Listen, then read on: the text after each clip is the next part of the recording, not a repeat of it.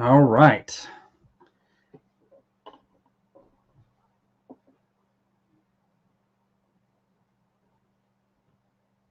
We live, Chris.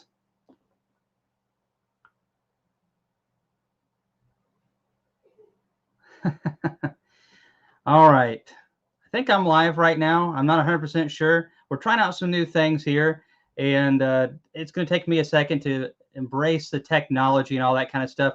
Can someone leave me a comment down below? All right, I'm live. Thank you. So, when it comes to all that we've got going on, it is a ton. So, um, oh, someone's asking, what about Bob? So, Bob will be coming on here in about 16 minutes. And Bob's got some announcements he wants to give you in person. So he'll be on for a little bit of this live chat, and maybe we can ask him a couple of questions while he is online. We've got a plethora of things going on. Want to take your questions, kind of getting used to the new format, and pretty excited about it. But I'm really not a tech person. A lot of people that watch my YouTube channel think that I've really embraced technology and understand it. And I'm one of those young guys. I have no idea what I'm doing. So here we are. And I want to take your questions tonight. I want to talk Hive Life Conference. Obviously, always bee questions that you have for prepping bees for winter. Tough questions, bring it on. And I've got a few things I want to show you as well tonight. Um, Chris, why don't we go ahead and show those slides if that's okay? So I've got a guy helping me. His name's Chris Medeiros. He's awesome. All right. So I am going to be, you guys see that? Okay. So here I've got some slides right here. I just want to show you a couple of things real quick. I've got different pricing at the Hive Life Conference. We won't spend a lot of time too long on the Hive Life Conference. I know a lot of you guys just want to get to your questions and talk about bees, and we'll do that.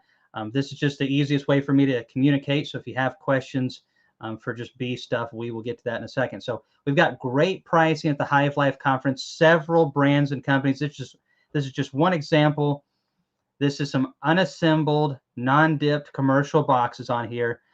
$11.30 for deeps. We've got wax dipped commercial boxes. These are wax dipped the way I dip my boxes, and they are at $16.30. And I told you wrong on the unassembled. They're $9. So $9 for an unassembled box, $16.50 for a wax dipped assembled deep pine box. And of course, several other deals here. We got Pierce Beekeeping Equipment's going to be there with all their USA made stuff. You'll be able to see these things in person. We have 42,000 square feet of vendors. It is completely sold out and packed, full of some of the coolest vendors from Finland, all over the US, Canada, Australia, everywhere. So here's one of the Australian companies. It's a tech hive. It's insulated polystyrene EPS. Also has some nice reinforced like metal areas that help protect that EPS. And you can see there's some cell phones on top for those of you who really like all the tech stuff. That is something that they have as well to monitor different things inside the hive. Really interesting. One thing I wanted to share also real quick is I'm going to be speaking in Texas as one of the keynote speakers with Dr. Samuel Ramsey, Dr. Cameron Jack. There's going to be some other awesome speakers down there like Blake Shook, and it's just going to be a blast. It's going to be November 4th and 5th. And if you can make it out to Texas down in Temple, I'll love to see you there. Here's some of the vendors. This is not all of the vendors, but this is some of the vendors for the Hive Life Conference. You can go to hivelifeconference.com and see all of the vendors that we have in their website. And then, of course, we have great speakers like Bob Binnie and Ian Stepler, all kinds of different speakers there. It's just going to be action-packed, and I've got to update some of this information. So don't forget, we've got a honey show. It's going to be awesome, way, way, way bigger than it was last year. We got some great judges and displays. So if you're into showing honey, we are going to have a phenomenal honey show this year. And if you win first place or second place in the overall score, you get free tickets to the next Hive Life Conference. So that is pretty awesome. So I'm going to get out of this real quick and get done Ron Haymore has a question. Are all the deals for the Hive Life conference pre-order only, or will the pricing be good at the conference? So a lot of the companies have it at the conference, but not all of them. Some of them, like Thorn Manufacturing, that makes that big wax melting tank and the extractor, they're already so busy with orders for Hive Life, they may not have any stuff actually that hasn't already been purchased before they get there. Some of the bigger companies that can bring more definitely will have the pricing there. So it really depends. And some of the companies like will bring bee suits, you'll try them on, and then they'll ship them to your door at 15% off and no shipping charges to you. Lots of different things going on. So Gus said, glad to see Wickwas Press there. Yeah, Wickwas has got some great books. And I want to say big thank you to Patrick Calhoun. Thanks for the donation. He says, I'll be grafting a dozen queens this spring. It'll be my first attempt. I've watched many of your videos as well as Bob's. I've also read 5 or 6 books. I'm using the 2-frame deep nukes. I cannot see the rest of the comment. I was planning on using 1 frame of calf brood and resources from an established colony, but for the 2nd frame, should it be foundation or drawn comb? So what I would do if you're getting 1 good frame of calf brood, it really depends on your flow. If you know there's a really good flow, then yeah, you can throw anything in there basically. However, if there's no flow going on, then you're going to have to feed. And you can throw that foundation in there, and if there's enough bees, they'll draw it. But you definitely, those little colonies can't take any type of stress. So make sure there's nutrition in there. If there's no flow, personally, I'd throw a frame of food in there with the adhering bees. But you can throw a comb and just instantly feed sugar syrup. That'll work really well too. Foundation can work, but I usually don't throw foundation a lot into a 2-frame situation like that. Todd Prater, when will you be moving the conference to Las Vegas? It will soon be big like the electronics show. We're actually talking about having to upgrade a couple years down the road because we're going to be cutting off in a couple weeks attendance for the Hive Life conference. We are already at 1,500 people paid up, signed for it. Is huge. With the vendors, staff, speakers, all of it put together, the kid sponsorship, we are on the cusp of 1,800 total people already there at Hive Life, and it's going to be massive. So that's fantastic, but I'm not sure the building will hold that forever if we keep growing at this rate. And it makes me wonder what we could get to if we just kept it going. How many cups of coffee did you have today? You're fired up. I actually had caffeination today. Caffeination. I had caffeine today. So speaking of that, I have this coffee right here. We did broker a deal with the conference this year that we can bring in our own coffee. We're still working on who's going to be doing that. However, this is one of the companies that is attempting to become one of the coffee guys for the conference. We got a couple of them that are kind of sending in some quotes right now. They sent this as a sample for us to try out, and it is really darn good. The guy who runs the company in Missouri, they roast the beans there, and he also is a beekeeper, and I think that's pretty cool. So this stuff is really good, but I usually don't drink caffeine for obvious reasons. So Steve Chubb says, I would like to help a speaker again this year. So I only have a couple more speaker dealios left this year. Steve, I can get that to you though, and we will we'll be in touch. If you want to reach out to me or vice versa, that'll work. Okay, so one of the things that I've been noticing, there's like you'll see Facebook user, and I can't tell what your name is. As long as you're okay with that, then that's cool. There's something you have to do actually with Facebook in order to allow it to show your information, because Facebook is already bad enough about sharing all kinds of stuff you don't want it to. Hey Gus, thanks for the compliment on the new streaming format. I'm not really good at it, but I'm going to get really good at it. We've got coppercanyoncoffeeroasters.com posted there. I'm really hoping we can work with them and make it to where we have tons of coffee, good coffee, and support a good local business. The other thing is as well is I hope that we can have kind of like a relationship with them going forward so we can support a beekeeping business. All right. How many cups of coffee? Yeah. All right. Going through some of this stuff right here. Bring your beekeeping questions. If you got them, conference questions, hit me. with them. Of course, Bob will be on here in just a handful of minutes. And I guess before Bob comes on, I'll go ahead and do another announcement. So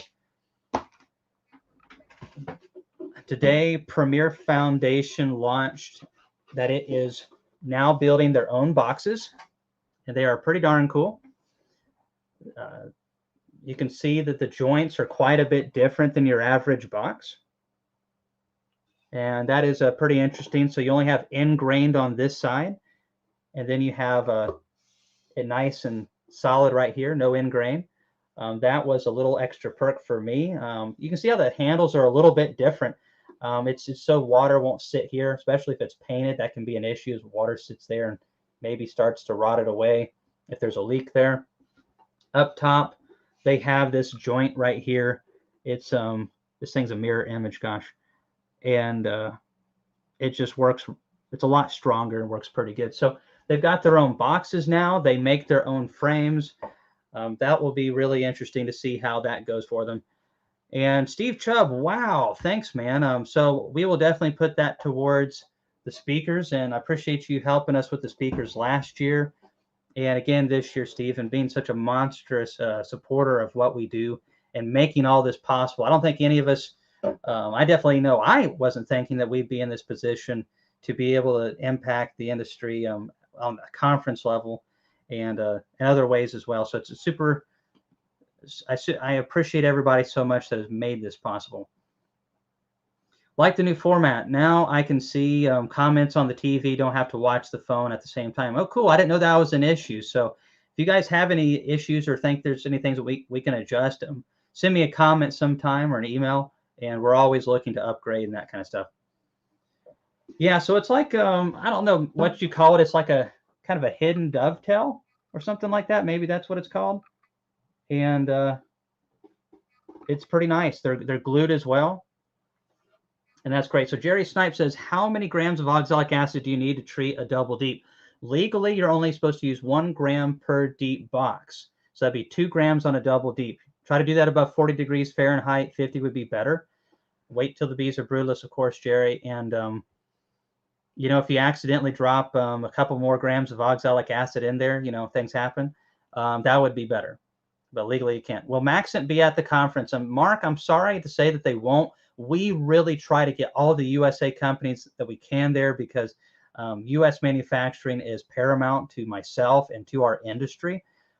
However, Maxent's really struggling to just get product out the door. They've lost all of their dealers, and they're really backlogged. So they're not coming to the conference. Hopefully they will one day. But right now we do have a Thorn Manufacturing, and they make a really nice extractor, and I've used it myself. Gus Mitchell and I ran about 125 gallons of honey through it, and maybe more than that, probably more than that. And then I've used their wax melter a ton. Their wax melters are flying off the shelves. He sold 7 of them that I know of this week, and I helped. He's got a baby melter now. It's quite a bit smaller. When doing a treatment with oxalic acid vapor, do you close off the entrance? My gun gives off too much, and I have been afraid to close off the entrance. What do you do? In hot weather, Phyllis, you have to be really careful because you're sending in so much heat. And so you got to be careful in hot weather. But if it's 50, 40 degrees, something like that, don't worry about it. You can have that jetting in, have you a cloth or something next to it, and as soon as it's done, pull it out and just stuff that entrance full of that cloth and keep it in there if it's not too hot outside. 8-10 minutes. A lot of times we'll go around the rest of the bee yard, and that works really, really good. So Pierce says, thanks for supporting U.S. manufacturing. No problem. We've got to support you guys because the Chinese really don't care about us at all and won't make stuff that we need. All right. So, hey, I want to say a big thanks to my brother, Ethan, the produce farmer. Early birthday present. Wow. I forgot my birthday is coming up. So I appreciate that very much. And all right. When are you going to have the video on the test yard with results? I was trying to work on it today. I was hoping to have it for this presentation.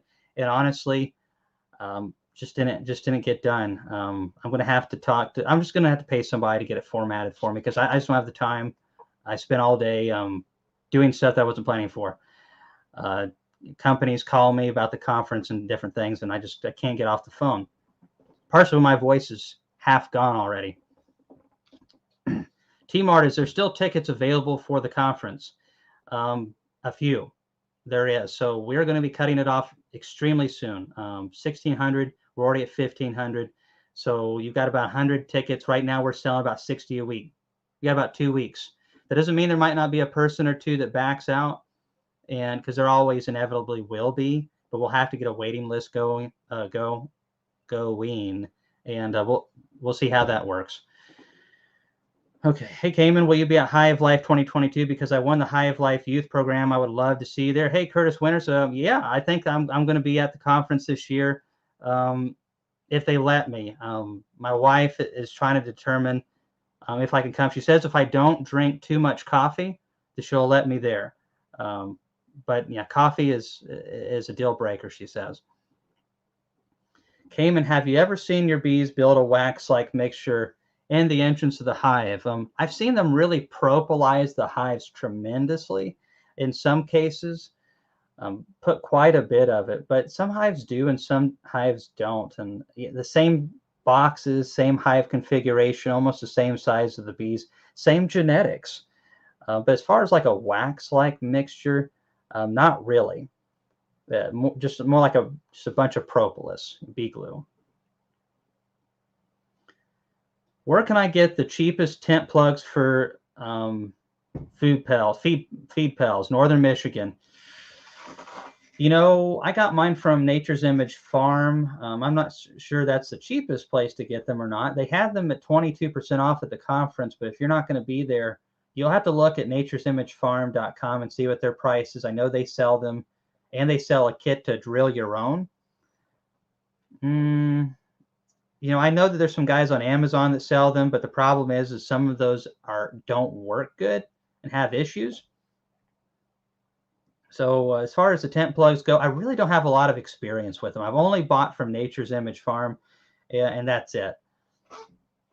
I'm really not much of a bucket feeder guy myself. Bob Binnie likes them. He's fixing to come on here in a second. And speaking of the guy, I think he's here now. Maybe Bob can tell you where to get the best tent plugs from. Hey, Bob, how you doing? Hey, Kamon, how are you? I am wide open right now, but I know you are too. How's the beekeeping been going? It's been going good. We're just about done feeding, thank goodness. Seth made a comment the other day. I asked him a question. He said it feels like Groundhog Week. It's like the same week over and over and over. So, well, Seth would never talk about groundhogs. He might shoot one. Yeah, that's right. We actually have a groundhog cook-off here in my town, by the way, Bob. So really? Yeah, I know you're not much of a groundhog guy, but if you ever feel the need, we got you covered here in Gainesboro. Well, I'll certainly keep that in mind. Yeah. So I know you had an announcement you wanted to talk about, and the floor is all yours, Bob. My goodness, when I saw that the name of your thing tonight was Bob Binnie has an announcement, it sounded like I was announcing running for mayor or my wife was pregnant or something. Hey. I just wanted to chat with you about your convention, try to help you promote your convention a little bit. I guess the announcement side, it is really simple. I just wanted to let you know that I'm kind of going in partners with Byron Ferris. He's got that big booth you're allowing him to have at the convention, and we're going to help him fill it up with stuff. We're going to bring a lot of our things that we manufacture that are kind of unique to us, like our HDO double screen boards and HDO flat lids and bottom boards and things like that. We're not going to try to compete with other people at the convention. We're just going to bring things that are unique to us. And Clint and Joanne that work for me, I think you've met those folks, haven't you, Kamon? They're from Tennessee also. Yeah. You know, they're going to come over and help run Byron's booth with him. So we're just going to try to be a part of the festivities, you know.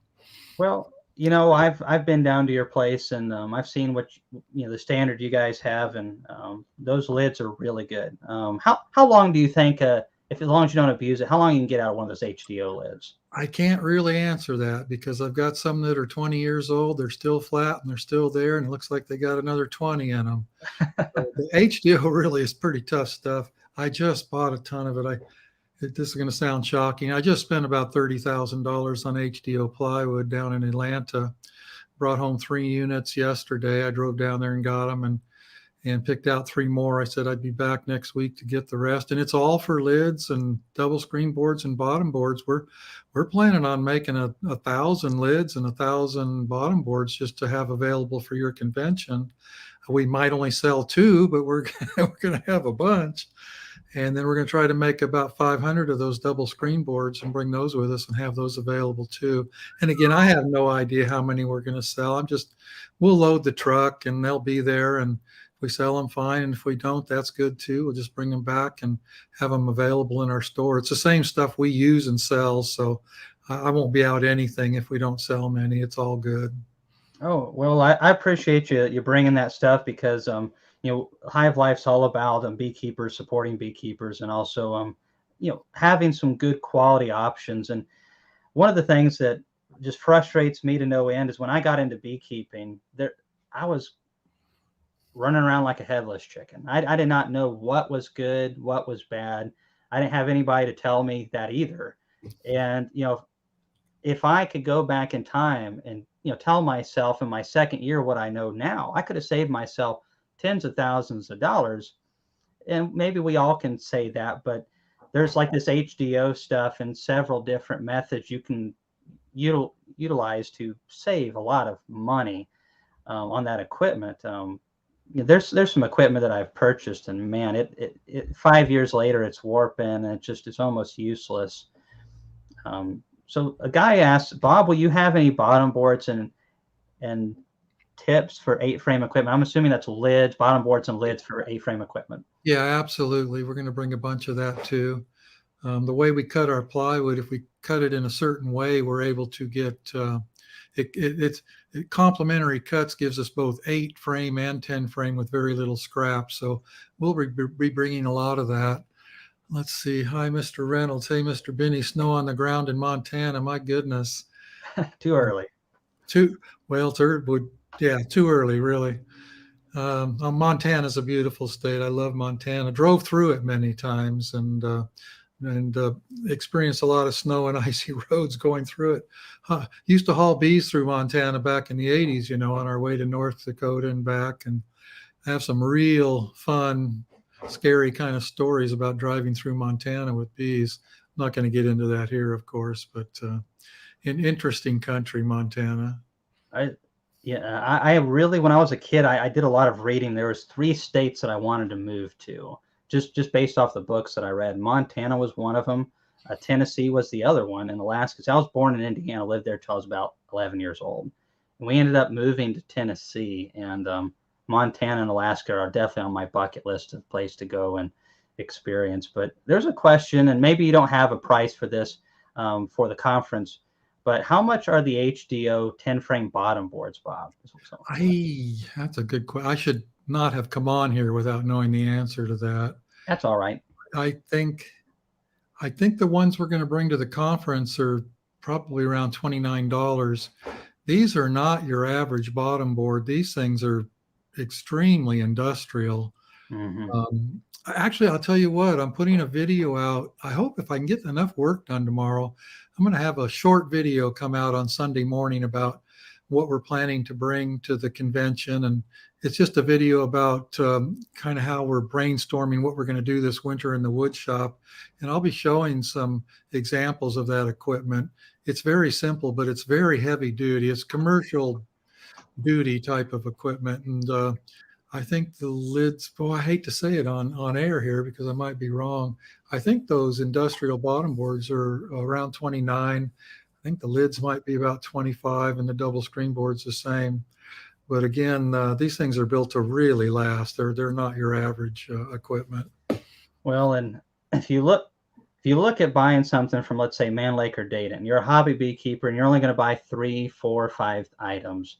You're going to end up paying almost or as much or more for some cheap pine that honestly, it's very difficult to seal those. If you don't copper napathate them, wax dip them, or something like that. I know a lot of times when you buy like an assembled bottom board, and I see this happen a lot of hobby, when I go to like a hobby bee yard, and they paint those bottom boards, but it doesn't seal those little gaps where everything joins together. And all it takes is just a tiny bit of moisture to get in there, and that swelling happens. And when it swells, it just keeps getting worse. And then over just a few years, that box or bottom board is not in good shape. What you're talking about, you pay a little bit more upfront Yeah. Yeah. sometimes. Honestly, maybe not for a hobby beekeeper, Yeah. but it's going to last you decades and no headaches, and it's totally worth it. Yeah. Yeah. I agree. And let's see. Can you ask Bob about tent plugs? Yeah, we actually have tent plugs in our store. We sell thousands of them. Our website, he's asking about our I'm going to be quite blunt. Our website sucks. I'm trying to get it rebuilt. We need to do a better job. It's still the same old website we had 10 years ago. It is not good.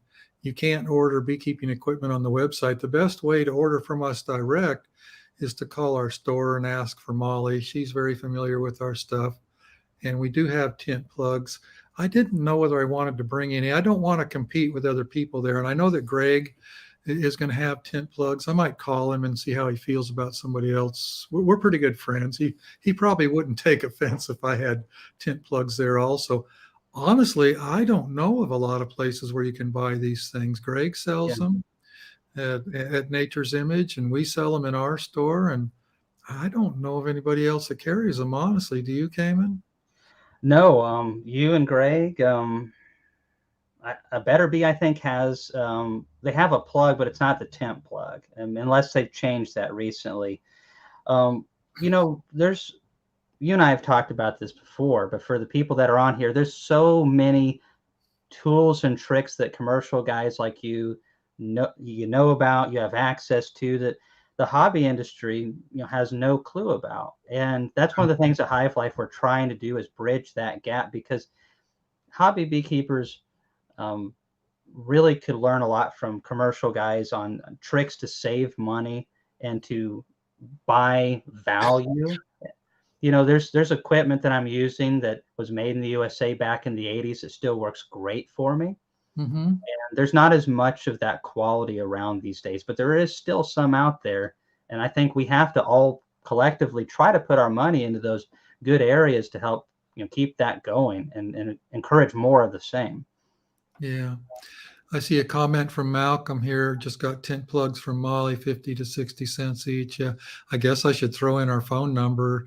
If to order tent plugs from us, to call our store at 706-782-6722. Sorry for a little bit of self-promotion there. Sorry, Kamon. Hey, that's what you're here for, Bob. You got to get something out of this. I know.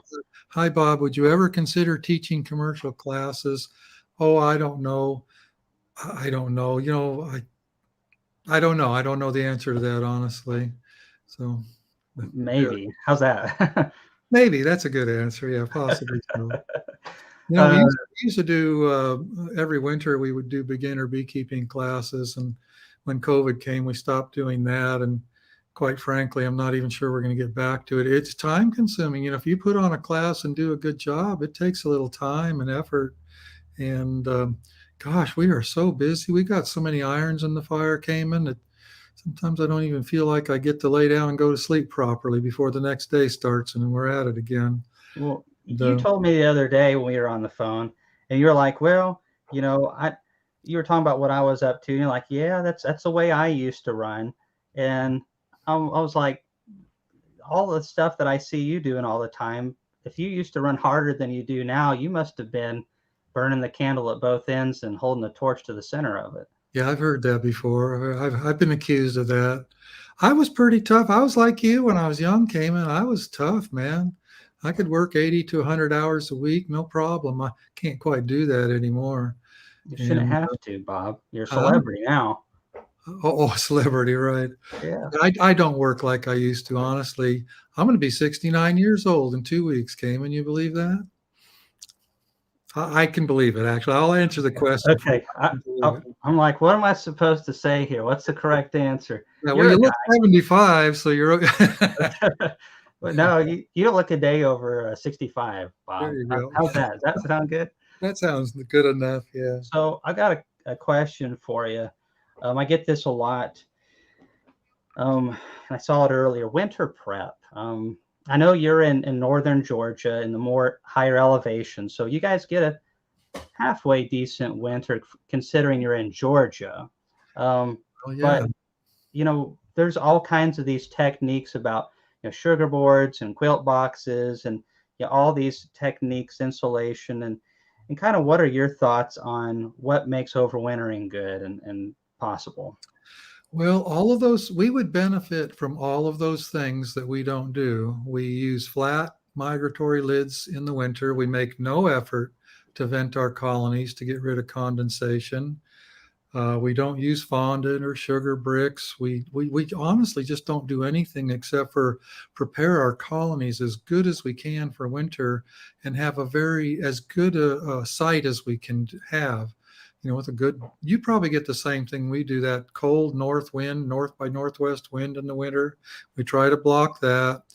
We leave our entrances wide open. We do not block our entrances. We That's what I really do. The only thing we really do and make a real good effort to do is to feed our colonies real well before winter.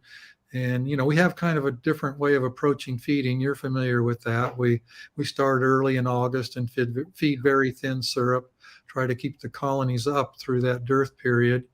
And we try to have decent queens going into winter. I think a lot of people miss the boat on that one.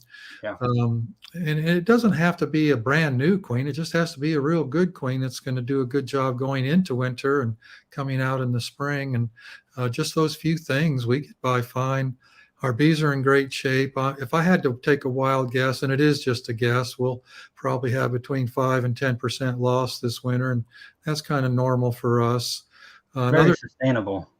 Very sustainable. And another thing we do is we that old beekeeping saying, take your winter losses in the fall. We do that. If we have a colony that's gone queenless real late, we don't try to save it or requeen it, or if a colony is just too puny and the queen's too poor, we just combine it with another one that we think will make it. Just some simple things like that. Now, all of that having been said, if I was just 1,000 miles farther north or even 500 miles farther north, I would probably approach it a lot different. I mean, I get it. I mean, these northern beekeepers, they have to pull out every stop, every trick in the book in order to make it through winter. And luckily enough, we just don't have to do that. Absolutely. We're probably a lot like you, Kamon. I know you're farther north, but we're a higher elevation. Yeah. I'd say we're pretty similar. Yeah, I think so. We are both blessed in that we get that goldenrod pollen flow in the fall.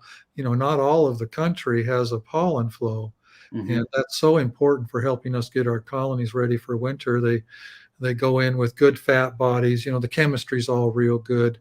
Not everybody is blessed with that, so I have to also remind myself that in other parts of the country it'd be more difficult. You might have to do more artificial feeding. You asked me a few days ago about pollen patties, and I remarked to you that rarely do we use them.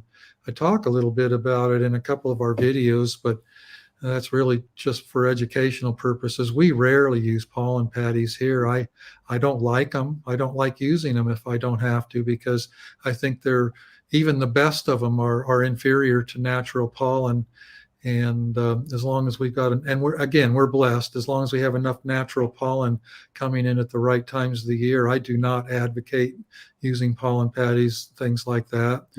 Obviously, people like Ian Stepler and some of these guys up north, it's of paramount importance that they use that stuff to, get some nutrition and protein into their colonies. And you and I, unless you're trying to build your bees early for early package, producing or splits or going to California, I don't think it's necessary, honestly.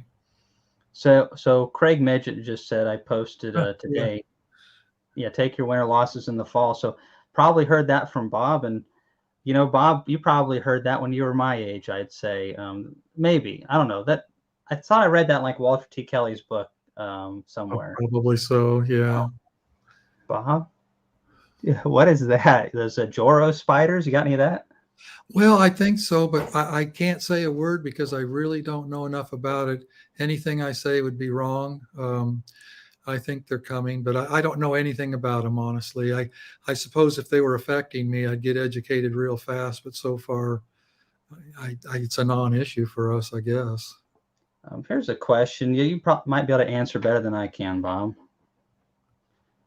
Oh, moving to sunflowers next year. Sunflowers are great, except, and it's a big except or a big but, you have to be careful about whether they're being sprayed or not. A lot of commercial growers spray sunflowers, which can be really bad for your bees.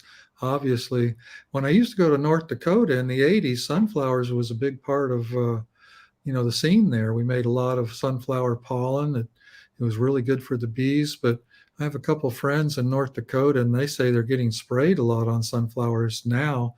We never used to experience that in the 80s, so something has changed. I don't know what's going on, honestly. So I got to say a real quick thank you to Yasmin. She's from Sweden and a friend of mine. Thank you so much for donating again, Yasmin, for being a part of our group. And we do have discounted hotels for Hive Life. And I'm actually fixing to upload about 4 or 5 more hotels. And we have plenty of room for in the hotel department, lots of crazy things going on. But you can send me an email, Yasmin. You know how to get a hold of me, and I'll take care of you. I like to help our friends over there across the pond or whatever they call it. Maybe they don't call that in Sweden, across the ice, whatever you want to say. Yeah. So someone mentioned earlier that Molly said that you all weren't having a booth, so maybe they came on a little bit later.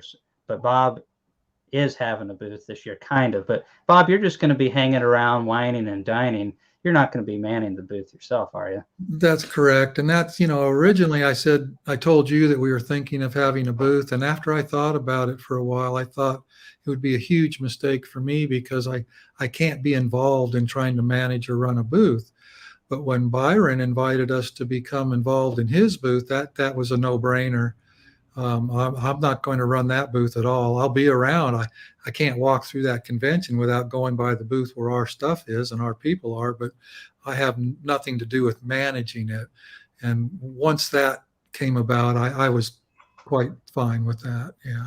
Well, Molly will be there, and people know Molly. She'll be at the booth a lot. Seth is going to show up at the booth some to help during breaks. And of course, Joanne and Clint, they're from Tennessee. They'll be there. They're good folks. And you can tell they're from Tennessee. They have a stronger accent than most people I know. So they're going to fit right in. Well, it just depends on what part of the state. They're from Dan's. What is that town? It's real close. Dansville? Dandridge, Dansville. Dandridge. That's it. You said it. Dandridge. Yep. Dandridge. Yeah, that's where they're from. That's where my wife is from. And so, yeah, that's why my kids say orange and stuff like that. It must be that go big orange and all that thing. But there's a young man on here that had a question for you, Bob. Okay, sure. I think he's in his teens. Oh, hey, Bob, do you use plastic or wax foundation? I use plastic because it's more durable. Obviously, the bees prefer wax foundation, but as long as plastic is well waxed, and Kamon has a video showing how to do that, I know. As long as plastic foundation is well waxed, I have no problems with it. One thing that people miss on plastic foundation, if you leave a frame in a colony that has plastic foundation for any length of time when there is not a nectar flow, the bees will strip the wax off of it.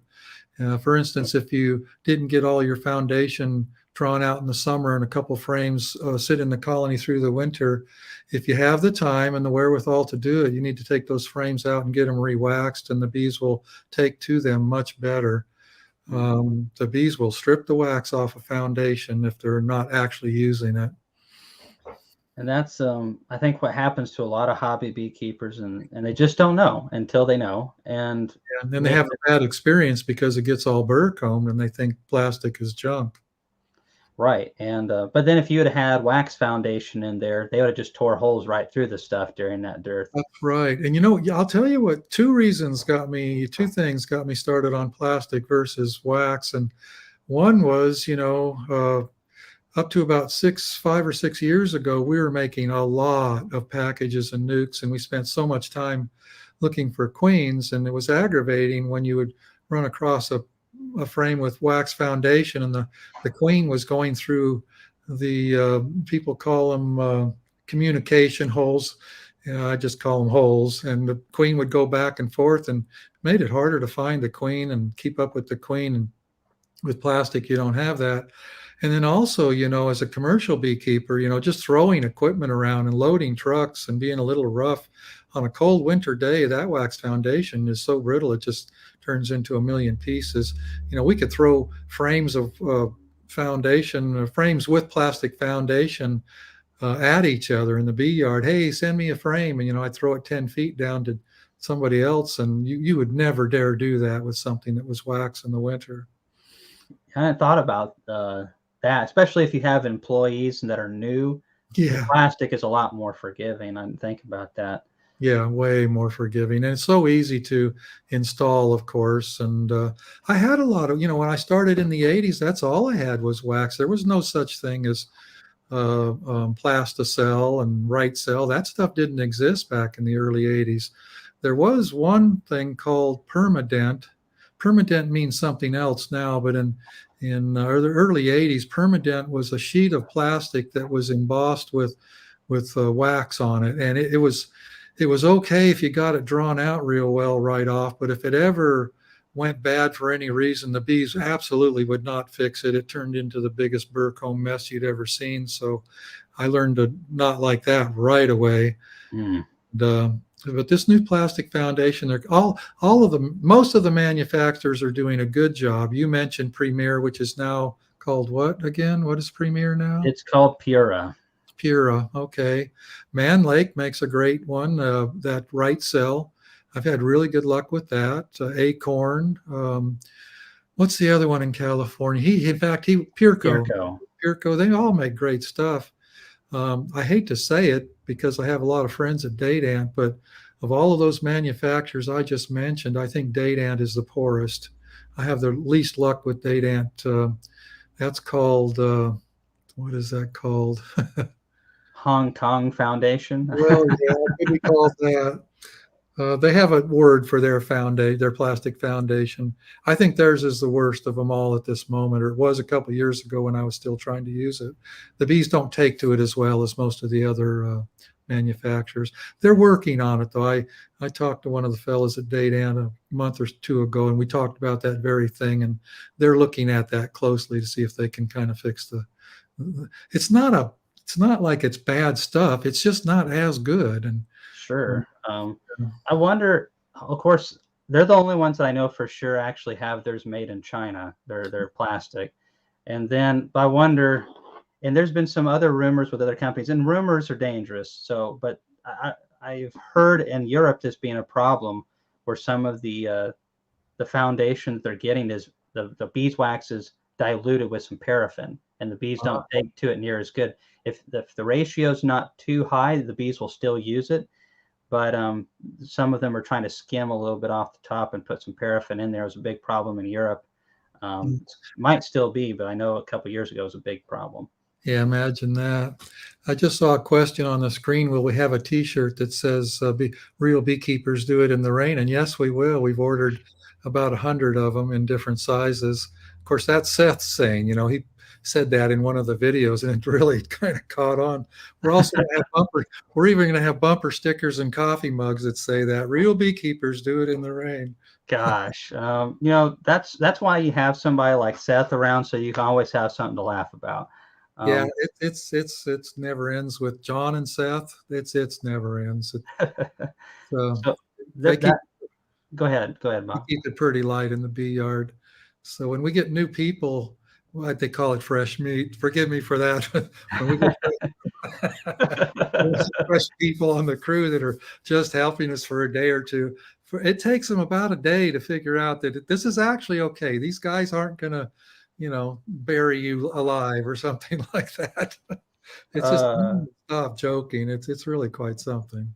well, you gotta have fun. It's a lot of work and a lot of sweating and a lot of long days in the bee yard, and you Yeah, gotta have fun where you can get it. And that yeah. that young man, Curtis Winters, he's 13, is what he said, and he's actually one of our youth sponsors this year. He'll be at the Hive Life conferences with a full ride, and him and 25 other kids will be there, and that'll be great. Yeah, I have to commend you for that. That's something you don't have to do that. I know that, and I'm gonna just kind of toot your horn for you for a moment. That's a really fine thing that you're doing there. Well, Somebody, thanks. somebody just asked how my honey flow or honey Yeah. crop was this year. It was really a mixed bag. We had a decent spring. I think we made decent for us. We made a 90 something barrels of honey in the spring. And we were Wow. hoping to do the same with the sourwood, but it didn't turn out that way. The sourwood bloom was tremendous throughout our whole region where, we have bees up and down that Highway 441 for about 40 miles from south to north. And the bees that are south of the shop did really well. It was hot and dry during the sourwood bloom. And then as the bloom progressed north and to a higher elevation, it was later by 10 days to 2 weeks. And when it started to bloom up there, it started to rain and didn't stop. So 90% of our sourwood honey came from about 25% of our bees that are south of Mm. the shop. If it wouldn't have been for that, we would have really hammered it. So, but hey, that's the deal when you're beekeeping, right? If it was a great crop every year, bumper crop every year, everybody'd be doing it, right? It'd take all the fun out of it if it was that easy. Um, Here's another one. Hey, Bob, your shingles video literally hurt me to watch. Well, guess what? It hurt me to do it. What are you doing there, Kamon? so this right here is some honey from a guy who's like 26 years old. He's in his second year beekeeping, and he produced like 40 40 gallons of honey this year, in the second year. And when he started last year, he's like, Kamon, I've got a couple of hives, but I'm really starting to like this, but I'd like to get good at this. What do I need? I said, well, you can watch some of, he's like, I've been watching your videos. What else can I do? I said, well, watch these particular videos of mine, but you need to watch this guy, Bob Binnie, if you're real serious. I said, you need to do three things. You need to monitor your mites. Always make sure your bees never run low on nutrition. If you have to supplemental feed, give it to them. And you try to make some either requeen or make some splits with new queens as insurance colonies. Well, he did it. And he washed every single one of his colonies twice this year. In his second year, alcohol washed every single one of those, knew his mite loads, dealt with them. And he's going into winter with like 30 something colonies. Wow. And he said he hasn't, made money yet, but he's almost, he's getting close to breaking even after selling the honey from this year. And this, this is sourwood honey right there from the mountain part of Kentucky. And Wow. it tastes very similar to the sourwood honey that I got from you. It's Okay. really good stuff. So that's really exciting to me to see somebody that age in That's a couple cool. of years do what I wasn't doing in my fifth year. Yeah. Yeah. That's neat. We've had a few young guys come through this spring and help with us, and it's just so neat to see those young fellas really trying. When you go to a bee meeting, everybody always touting this idea that all the beekeepers are old and we're losing the young people and beekeeping is going to disappear. Well, suddenly I'm seeing a lot of young people come on the scene, and I can't explain that. I don't know the answer to that, but I see a lot of young people taking a serious interest in beekeeping, and not just as a hobby either. Well, and I think it's our jobs as guys that are in the industry to, we don't owe them anything, but if we love our industry like we do, to help where we can, to bring healing. That it's crazy that I'm watching some of your videos, and I know a lot of the people on here have watched those videos too, and they're learning stuff that took you decades to find the answer to, and they're able to get it in their first, second year of beekeeping, and that's really special and exciting. And thankfully, Hive Life is basically just one place where you all can get together and network and go home excited about starting the next year and rolling the dice and seeing what nature will give us, you know? Yeah. Yeah. In the video I'm going to put out on Sunday, I think I make a statement that the Hive Life Conference is likely to be the biggest conference in the country in 2023. I don't see anything else being that big. And I think I think it's a special event. It's not your average bee meeting, that's for sure. I know maybe I'm saying things I shouldn't say on the air, but I do that all the time. What the heck? Right? I know there's a few people trying to compare you to the American Beekeeping Federation and so on and so forth. And some are even being critical, Kamon. I guess I'm sure you've heard it. Someone's being critical of me? No, that's never happened before. How dare he do such a thing? And I'm thinking, what's the problem? The guy's doing a good thing. And yeah, he might make $1 or $2 at doing it, but you're putting on an event that's a service. And I think some of these guys that are being critical are missing that. I don't think they understand you well enough to realize that you're looking at this from a multifaceted point of view here, and one is that you're really trying to create a service here, and I have to commend you for that too. Thanks, Bob. I really try to downplay the whole I'm doing a great job thing. I act like a goofball, so nobody expects me to do anything amazing. And I'm the same way. Yeah, self-deprecating. If somebody gives you a compliment, you got to beat up on yourself. It's kind of the whole Rodney Dangerfield thing.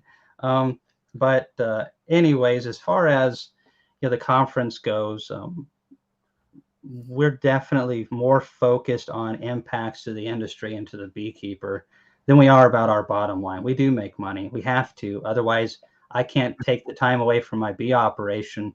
I had 450 colonies last year. Starting the spring of this coming year, I'll probably have 150 max. Until I get some employees to help. You send Seth up here to help me out, Bob. I just can't manage as many bees, so it's taking a lot of money from other areas. But we want to see companies do well, and we want to see beekeepers do even better. And it's just a lot of fun, and I'm very blessed that you've been willing to be a part of it every year so far. And I really want to thank you for really taking a gamble. I mean, heck, our first year, you really didn't know what you were getting into, and it was in a time of the year where some people would have just said no, and you said yes, and I appreciate that very much. Well, you're very welcome. It's fun, and it'll continue to be fun, I know. And my goodness, the speakers you've got lined up this year, that's kind of stunning, honestly. Yeah, I was really hoping to get a really good Canadian speaker, but Ian was the best one that we could find. I hope Ian's still on here. No, I actually got 3 Canadian speakers, so he'll do. Yeah, he'll do. The guy is a workhorse up there in Canada. So I got a question for you right here. This is one it's great because I've never heard you say, what do you do in the off season, Bob? Do you have an off season?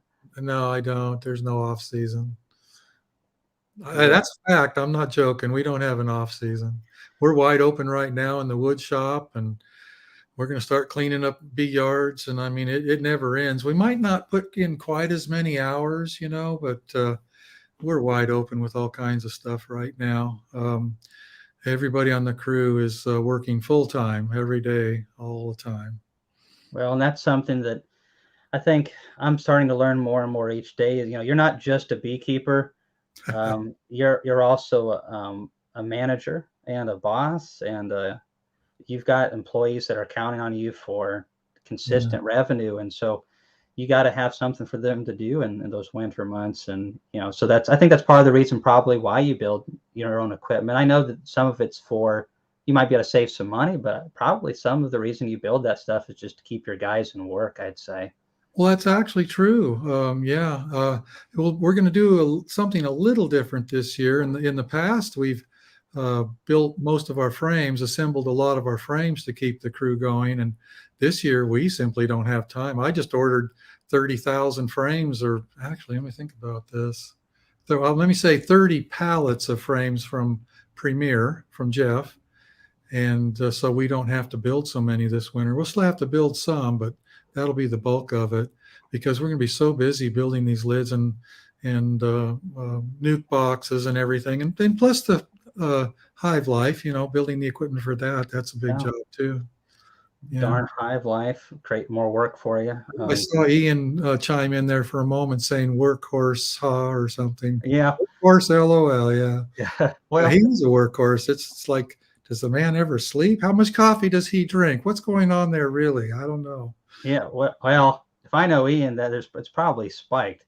But as far as Ian goes, his season is so different from ours, where it's just real intense. I know there's a lot of winter work, and of course they run that huge grain with the canola and the silage for their cattle and stuff like that. So, he's working all the time, and I kind of respect him a little bit. His jokes are poor. I think it's just maybe a Canadian thing. I'm not 100% sure. So before I start speaking bad at Canadians again, Malcolm says, looking forward to hearing Paul Kelly. Glad you got him. And yeah. He's got some great videos. I'm looking forward to meeting him. Yeah. So when it comes to, sorry, this thing scrolled on me real quick. There was a question. I was fixing to click it, and now I've lost it. All right, there you go. Bob, how well does your electric fence work? It works extremely well. We have really good luck with our fences. Just a couple simple keys. We get really hot chargers, and then we have that ground wire in the middle, and those are the two keys to a really good fence. We use chargers that are rated at least for 30 miles. And that's funny. And that's one of the keys. Yeah, our fences are nasty. If you touch the ground and the hot wire at the same time, it ruins your day for about 10 minutes or so. It really does. I touched a guy's fence in a bee yard, and I didn't realize it was there. There was like a little log and a tree in front of her, something like this branch, and I leaned over that tree just kind of look at something, and I touched it with the inside of my hands, and I felt like it knocked my heart out of rhythm for a second. That thing about blew me away. Yeah, I agree. But that's what, if you're shocking a bear, you got to let them know it's there. And yeah, you can't use a charger for that they buy for a sheep or a dog or a goat. The bears are a little different. They're very persistent. I mean, if it doesn't shock them bad enough, they'll push their way through it. And as you see in my videos, I don't build very tall fences. You can step over every one now. And bears don't try to jump fences. You don't need 8 wires 5 feet high. That's just a waste of money and time.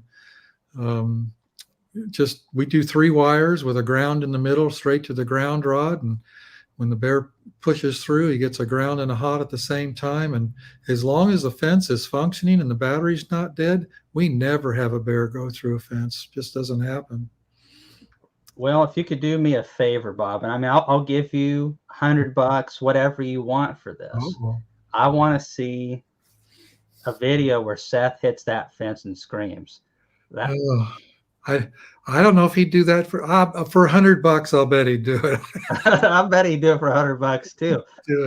I prefer if it was organic. You get him to back up into that thing, touch his rear end to it, and gosh, just came in one day. I fell into one of my fence. I fell in such a way that I couldn't get out of it. I fell forwards, and I forget why I couldn't put my arm. I couldn't push myself back up, and boy, oh man, I was stuck in that fence probably for about 5 or 6 seconds. And man, I was using words I hadn't used since I was 18 years old in high school.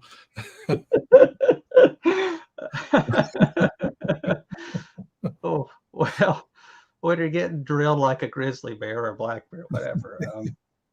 Yeah, things happen organically sometimes. Yeah. What is it too late to do a mite wash? As in worrying about killing off winter bees. I'm in central Nebraska.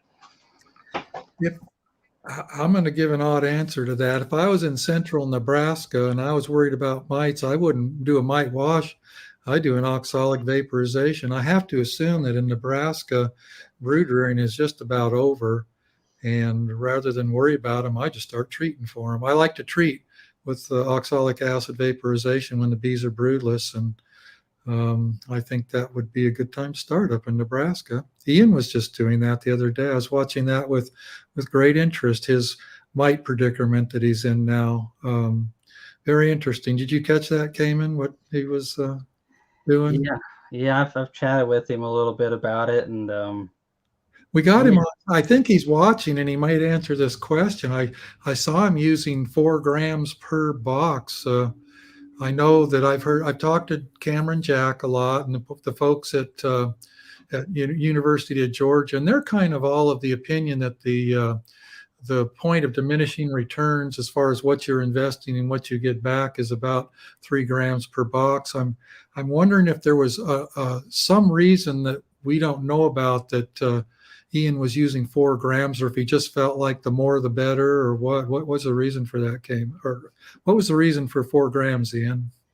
Maybe he'll answer. Maybe he'll answer. And honestly, if Ian's on here and is willing to, we could shoot him a link real quick and get him to hop on for a second. It wouldn't be that hard to do. That'd be fun. Ian, get your frozen rear end up on the screen. Oh, there he is. I have leaky boxes. Oh, well, that's a good reason. Yeah. Good. Yeah, I didn't even think of. Yeah, it's a good reason. Yeah.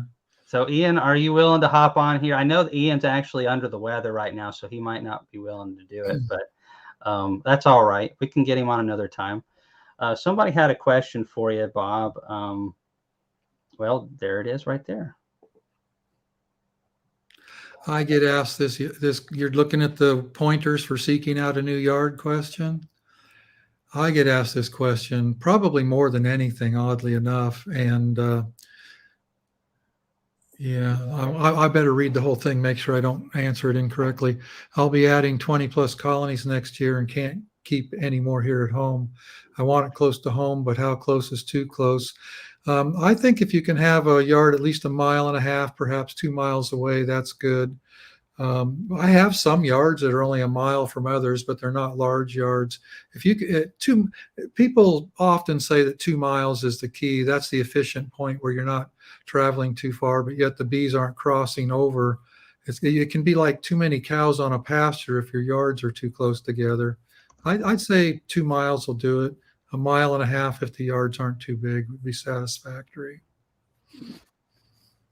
Yeah, Ian's not feeling it today. We'll get him on some other time. That would be fun. I am so looking forward to meeting. He is coming, right, in person? That's what he says, and I think so.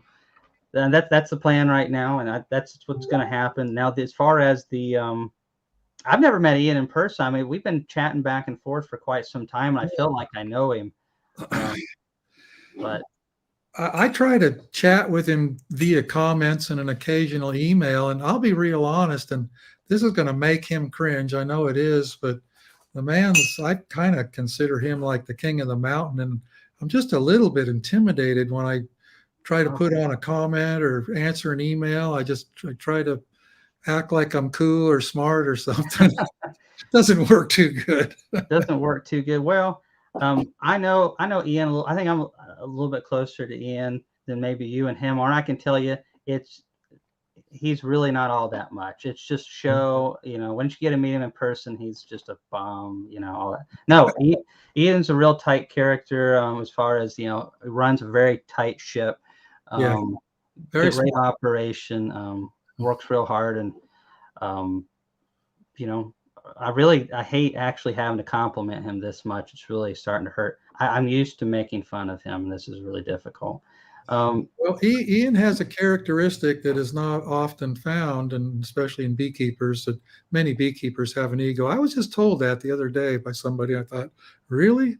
I guess maybe, I don't know. But Ian is just as ready to share everything that's going bad in his life and all the mistakes he's made and all the things he screwed up. He's just as eager to show that as he is his successes. And, that's something that's valuable in this industry. You're going to find that Chris Werner, who's coming to speak, you got Chris coming, right? Oh, yeah. I talked to Chris. We're all good.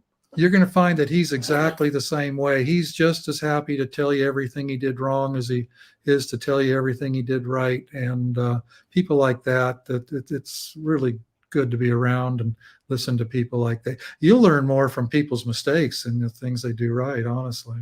Yeah, I agree. Ian's, you know, I've said this before and I'll say it again. He was one of the first guys on YouTube that was running things at a very high level and Yeah. being very open about it, and, you know, showing the good stuff, but also showing the bad stuff and things to avoid, and being really interactive with people. And, you know, that's thankfully continued to grow. And, you know, guys like Chris Warner, it's exciting that, you know, you've been able to interview Chris and other guys, and you just be able to bring this community really together. I'm not a tech person. I know you're not either. And really talking to Ian, I don't think any of us are naturally tech people. Most beekeepers are not naturally tech type people, but now that we've started to harness the things that tech can bring us, and we can, you know, I can learn something from a guy in France just in a 5-minute video, and it's a wonderful thing. Yeah. Do you have any new information, Bob, on Varroa management from the University of Georgia? Nothing brand new. They are doing something very interesting now. They're doing some research that they're not talking about. I'm pretty good friends with those folks, and they won't even tell me exactly what they're up to. I think it's because whoever's funding the research right now is hoping to patent it or something like that, and they don't want to let the cat out of the bag. But apparently, they're into something very that's showing really good promise, and hopefully we'll have that information out soon. We'll see. I've heard that we're going to have a new mite treatment, maybe even launched at Hive Life. They're hoping to do it at ABF and Hive Life in tandem. So I'm hoping that actually works out, and we'll have another legalized treatment to use. That'd be great. Here's a question that's been floating around for a second, Bob. This one I know the answer to, but it's one that a lot of new beekeepers are curious about how to do things. Oh, Bobber came in. Are you running any single deeps through the winter? Yeah, I'm running hundreds of them. You know, when you watch my videos, I really tend to confuse people. In one video, I say how I like double deeps, I prefer double deeps, and then in the next video, I show running hundreds of singles and how I like this or that about them. They really, both of them have their pros and cons. Singles are much easier to treat for mites. They're a much more efficient unit. They are capable of making more honey than a double deep, but the reasons I like double deeps is they're so much more stable. You get less swarming. You have so many more assets to use when it comes to splitting, and so it just really depends on, you know, your personal choice, honestly. So Well, I like both. They both have their pros and cons. And Greg Rogers and I were talking about getting together and having a conversation on YouTube about the pros and cons of singles and 1.5s and double deeps. And quite honestly, every concoction you can think of has its good points or bad points. you just got to dial it in for yourself. One of the things that we're looking into selling a lot more nukes this spring, and you know that more than what we've been doing in the past, is that demands a little bit of a different look at how we manage our bees and our equipment, as opposed to just running strictly for honey or mostly for honey. And of course, you know this as well. Well, you know, I'm changing my strategy a little bit for the first time in a very long time. You know, for decades, I've been all about making nukes and making packages and things like that. And I'm still going to do that, but I'm going to dial it down a little bit. I'm really going to try to make more local honey. Just over the last year or two, local honey has become very valuable, much so than it was just 5 years or so ago. And I'm looking at it from a money point of view. I'm going to try to make more local honey because there's such a demand for it here. It's interesting how things go back and forth. For the almonds, a couple of the guys are telling me the almonds aren't going to be quite as exciting, maybe over the next year or two. Yeah, there's issues there. Honey prices have gone up on the commercial level, and things can change so fast. It's amazing how fast things can change. This guy Jonathan Bennett asked a question about the OA pads, and This is something that I get asked a lot, and I bring up you in this with where you tested the Aluin cap. Is that how you pronounce it? That's correct. Yeah, you got it. And Uh, so, do you mind explaining kind of how that trial went, if you don't mind, Bob? it went mediocre. The Aluin cap in my bees proved to be a maintenance treatment and not a curative treatment. In other words, and this was a generalization, every colony was different, of course, but the mites count did not go up with that treatment, but it didn't go down much either. I think the Aluin cap, if you had it in there continuously, if you started off with a low mite count, you'd end up with a low mite count. But if you started out with a high mite count, you'd end up with about the same count. So it has its benefits, and it's just not the answer for me. I can't be continuously putting treatments in my colonies, week after week or month after month. However, I do need a mite treatment that is at least once a year that's somewhat curative, if that makes sense, rather than Mm-hmm. a maintenance treatment. And that's what Aluin. And oddly enough, I'll tell you something else. If you look at and I have a video on that, if you want to look at the data, that graph that was shown by Auburn University on my bees showed that I was accomplishing about the same thing with Apivar. It was proving to be a maintenance treatment in my colonies rather than a curative treatment. That's why I was so interested in what Ian was doing with his Apivar and all his mite washes and things. That was a very interesting video, Ian, on your problems with mites and Apivar and so on. I don't know what the answer is right now. I'm leaning toward, and you know this, Kamon. I've been using ApiGuard for a long time since it first came out, and I've always had decent luck with ApiGuard when it's done properly. I've had some bad experiences with it during very hot weather and overdosing them, but once you get a handle on ApiGuard, it really does work. And then I back it up in the winter with an oxalic vaporization when the bees are broodless, and that's the two things I do now, and it's working fine for me. So, just to kind of give some context here, so the Aluin cap, for those of you who haven't watched Bob's video, is a treatment. Was it from Argentina, Bob? Yeah, Aluin cap strips impregnated with oxalic acid, and I'm not exactly sure what all was in there. It might have been glycerin. Mm-hmm. Yeah. Now And here's I'm going to get off subject. I don't want to miss this. That's on the screen right now. Mike from Minnesota is asking me about something I very briefly mentioned in one video, and I've been hesitant to talk about it again, but I'm going to go ahead and do it here. I'm going to get out on a limb here. He's saying, Mr. Binnie, could you comment on the tea tree oil towels, please? First, let me tell everybody that you got to be careful with what I'm about to say, because I have not looked into this closely enough to say that this is a definitive answer here. But I had a colony or two that came down with a really bad case of European Foulbrood back in August, and we put some paper towels on, some shop towels with tea tree oil and eucalyptus and camphor on those bees. And what we did was we gave them a towel twice. And they were so sick that they were going to die. They had no brood that was going to hatch. I mean, they were really bad. And I gave them 2 frames of sealed brood from another colony, gave them 2 treatments of towels, and those colonies are excellent at the moment. Now, is that definitive? Again, I'm not so sure I want to say that yet, but I think I'm going to look at that, Molly. But I think I'm going to do a little more playing around with this tea tree oil and camphor oil and eucalyptus. There's something going on there. There's something to it. I think there's something going on there that can actually help combat European Foulbrood.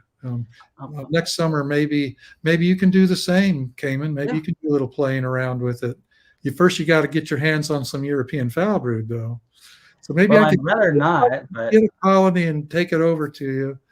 I don't have any at the moment, but maybe it might pop up somewhere. well, you know how it is. When you got as many bees as you do, there's always a colony that's queenless somewhere. There's always something going on at some point. And one of the things that we don't see a lot of these days that I used to see several years ago when I was buying all of my queens is we just don't see much European Foulbrood, and we don't hardly see any chalk brood. Very, very, very little. And we have, but we kill pretty quickly any queens that show susceptibility to those issues, and that's really helped us out. Well, I'm going to criticize somebody somewhere. I don't know who or where, but for a while I was buying queens out of South Georgia, and more than once, in fact, several times, I'd bring in a group of 100 queens or something like that and start some nukes and introduce them somewhere. And suddenly all of those bees had a bunch of European Foulbrood. I think some guys are actually have taken their antibiotics up a notch. They're starting to use Tylosin, which is stronger. And I don't like it because it has a very long half-life in the colony. Mm-hmm. It does not go away like terramycin does. And I wonder if some of these guys have got some pretty rough strains of European Foulbrood and everything going on where normal terramycin type antibiotics don't touch it. And you introduce some of these queens and you're just bringing it into your outfit. And I agree with you. Since I got away from using South Georgia stock, suddenly I don't see the chalk brood and all that garbage like I used to. I haven't seen chalk brood in 10 years. And I want to say that it's probably because the darker races of bees I've been introducing into my outfit, I think they're a little less susceptible to all this garbage. Some of these bright yellow queens coming out of California and South Georgia and other places that are being raised for making mass quantities of bees for package shaking and pollinating in California. Some of these genetic groups, they come down with every little sniffle that floats by. It's really obvious to me. So you got to be careful what bees you're bringing into your outfit, honestly. It's well, and it's difficult for just hobby beekeepers, new beekeepers especially, have so much to learn, and that's one of the reasons why I'm really a big proponent with the conference and my YouTube channel to not even contemplate trying to look into the realms of serious genetics and treatment free right out of the gate. You already have so much you have to learn. You've got to learn how to keep feed your bees early on, and how to manage swarming if the bees get big, and keep them in space, and what does a good queen look like, and all these multiple factors, and then sometimes you're dealing with less desirable stock, and it's hard. It's not like some of the other things where you look at a cow or a chicken and well, there it is. You can actually see when a cow's having some type of issues, typically snotty nose, all kinds of bad conditions with bees. It's a little bit more difficult unless you have a trained eye for it. And I think a lot of us too have somehow got the illusion that we can bees that somehow are different, and that they don't ever need a whole lot of TLC, and we don't get into them for 3, 4, or 5 weeks, and but if something goes bad 4 weeks later, those bees look quite a bit different after a month of not having a queen. And I think that's happening to a lot of them. But it's thankfully a lot of beekeepers can tune into your channel and several others that are good now. Let's see. Can I touch real quick back, just real fast on that treatment? Aluin cap, oxalic acid, extended release, basically. It kind of flatlined. The mites didn't really grow. They didn't shrink. It's not legal to use in this country, but you're able to test it out. And then Apivar basically did the same thing those strips did, which is not the way Apivar used to be. I used it back when I could drop it in, and if I had a 1% infestation, I would come back in after the treatment period, and I would have 0s or 1s in my alcohol wash very consistently. And did you have anything else in that group besides a control group, Bob, or is that just the 3 groups right there? That was it. Okay. Yeah. And you did that with the University of Auburn and Georgia, I believe, if it was. Yeah. Auburn University in Alabama, and University of Georgia. They've used my bees for quite a few things. Yeah. Have you gotten many bees back from any of those? Well, sometimes I do, and sometimes I don't. Yes.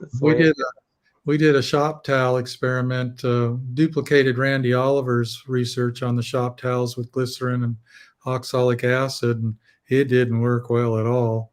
And they did exactly what Randy did, and Randy was suspicious that maybe they had done something wrong, but man, I lost 200 colonies over that deal. But there again, if you don't give it a try, who's going to know? Yeah. Somebody's got to bite the bullet. And I like being a part of these research things because it gives me so much food for thought because I'm right there on the front lines and I see the numbers and I see all the information and the data even before it gets published. Some of the stuff my bees have been involved in has never been published, but I was there to see it. Some of the very oldest studies that people take for granted now, my bees were involved with. I was involved with Keith Delaplane 25 years ago. Simple studies like, our screen bottom boards effective, and do grease patties help with trachea mites, just stuff that nobody thinks about anymore. It was really a pleasure to be a part of all of that. Screen bottom boards, when I got into bees when I was 14, so it wasn't quite 25 years ago, it was about 20 odd years ago. That was the thing that was going on. I'm sure you remember this. Everyone was like, powdered sugar method, pour those powdered sugar in on those bees at all. No good. I tried that for 1 year, and I mean, those bees hated my guts. They'd see me coming with that powdered sugar, and they'd start drilling me. Yeah. But it was fascinating because you'd shake that on the bees, and they'd all be white and look like ghosts, and they'd be flying out of the hives all white and everything. And yeah, boy, what a waste of time. UGA, University of Georgia, did a lot of studies with powdered sugar, and they just came up with basically nothing. I mean, it does have an effect, but the work and the mess and everything, it's just not worth it. So powdered sugar is no good. The screen bottom boards have a little effect. I still remember the number. If you use screen bottom boards, the study that Keith Delaplane and Jamie Ellis did that my bees were involved in, they came up with a number of 14.6% benefit on your mite count if you use screen bottom boards. That's what they pretty much figured out. Well, and that is something, but it's not a silver bullet for sure. Well, and at this stage that we're in, though, every little bit helps. That's right. Because we don't have, for a commercial beekeeper, it's harder to be able to do a lot of these little things because, it's buying 2,000 screen bottom boards. It's doable, but you start adding this here and that this here, and it becomes quite expensive or very labor intensive. But I think that's one of the advantages hobby beekeepers have is they can baby their colonies a little bit more. And I definitely like looking right now, like Apivar is not really cutting it as much as we'd like it to. It's hard to use formic in the South because it's usually so hot and rough. And, so and oxalic acid vapor is just not very good when there's brood in the colony at all. So we don't have a lot of great options. I really feel like if somehow we could really conquer the mite treatment game, make it even twice as good as it is right now, there'd be so many beekeepers that would benefit from that, and our industry would really do well from that. Well, I think mites right now present, it comes down to a combination of things. There's so many things you can do. I listen with interest at the stuff Corey Stevens talks about. You might know his interview with Nathan over there at Duck River. That was a good interview. This VSH stuff, there's something there. It's a little tough when you're a large commercial beekeeper because it's easy to lose it if your bees are, mating with other stuff in the area. You have to really work at it constantly. That's my take on that. But if you're doing that and, maybe you have some screen bottom boards if you like those. I don't care for them myself. That's a lecture all in itself, but we won't go there. But, there's a lot of stuff you can do, and 5% here, 10% there, 50% there, and suddenly you can be doing pretty good. Even small beekeepers, I actually, believe it or not, like the idea of pulling your drone frames out and using that as a mite suppression method, pulling your drone comb out and freezing it and putting it back. I got to be careful when I'm saying these things. I know some people watching, are newer beekeepers, so I'm going to say more about that. You have to wait till your drone comb is sealed. Mites prefer drone comb, and if you take that out and freeze it and put it back the next day, you've just killed a bunch of mites because, I don't know, I don't know what the exact number is, but sometimes they say as many as 80% of your mites that are behind sealed brood are in your drone brood. So that's a significant thing. Add that with the screen bottom boards and some VSH stock and, a few things, and maybe you're there. I don't know. Well, and I think it's a combination of things. I talked to Corey about his VSH stock, and I have one of his breeder queens, and I'm going to try to raise some offspring from this coming spring. And also have about 70 of his queens that I purchased from June, and I hope to test it out because, if I think we've got to keep pushing these areas and seeing what works.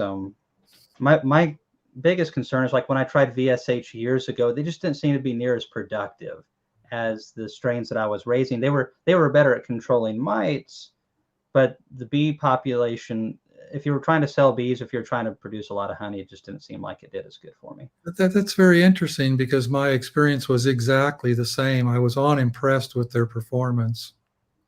But Corey says there's some new mechanisms that the VSH are using now, and they've kind of got past a lot of that stuff. And I like Corey. He's not I don't feel like he's trying to just sell me on something. He's just he's doing it because he's a passionate guy, and he's going to be at Hive Life this year. Not speaking, but he'll be there, and it's always fun to be around him. When I hang around him, it reminds me that you can speak like a hillbilly and still be very intelligent. It's really interesting.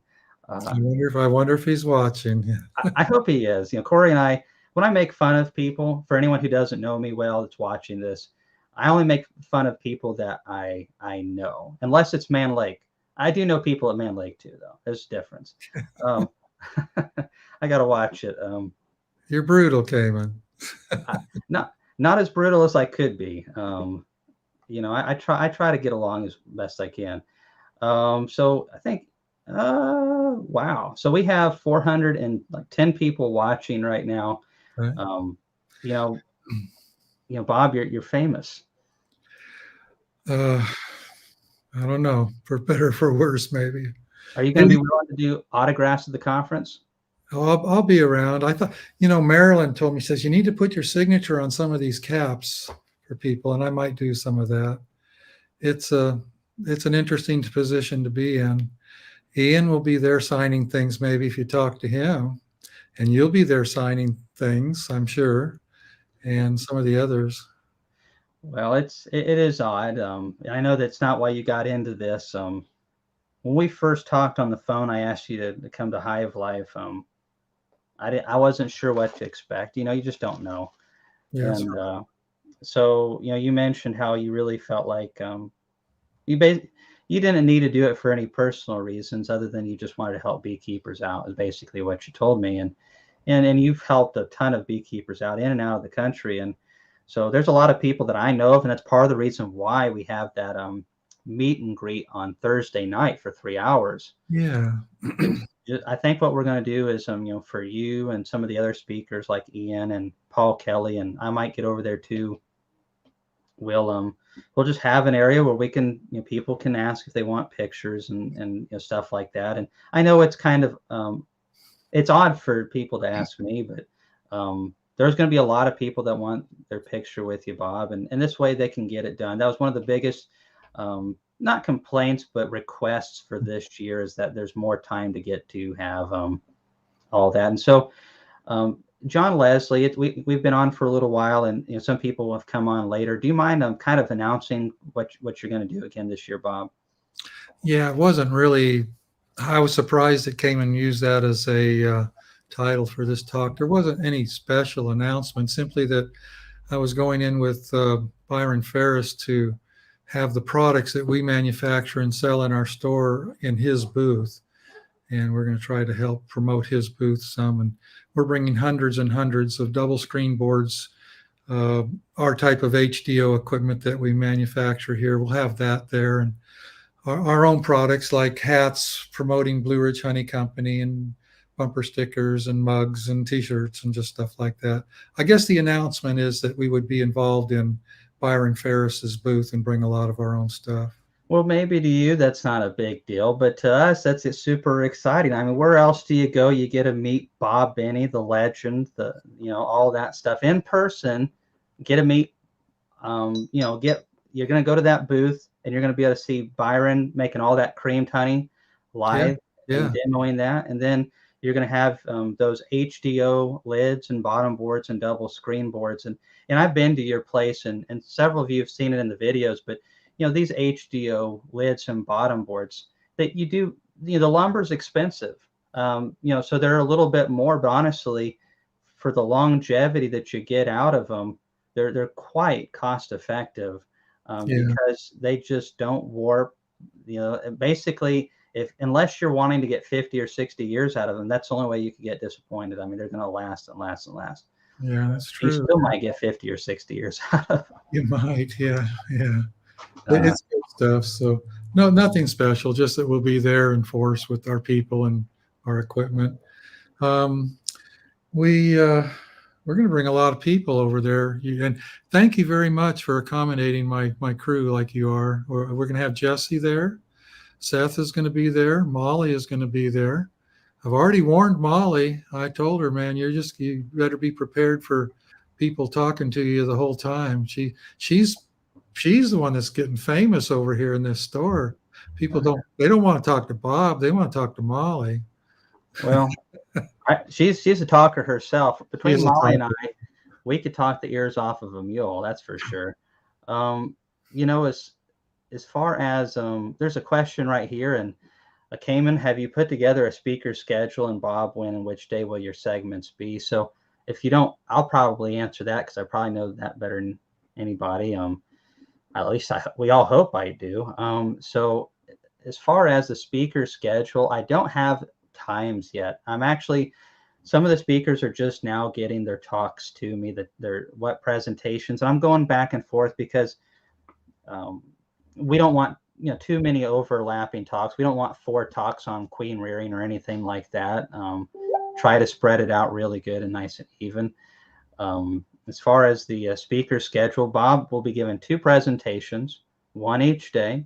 He'll probably hop up there with us maybe once on a round table session where you'll have a box you can drop your questions in at the conference and we'll answer them and we cut up and have a good time. Kent, when we have Kent Williams up there, it's always quite interesting.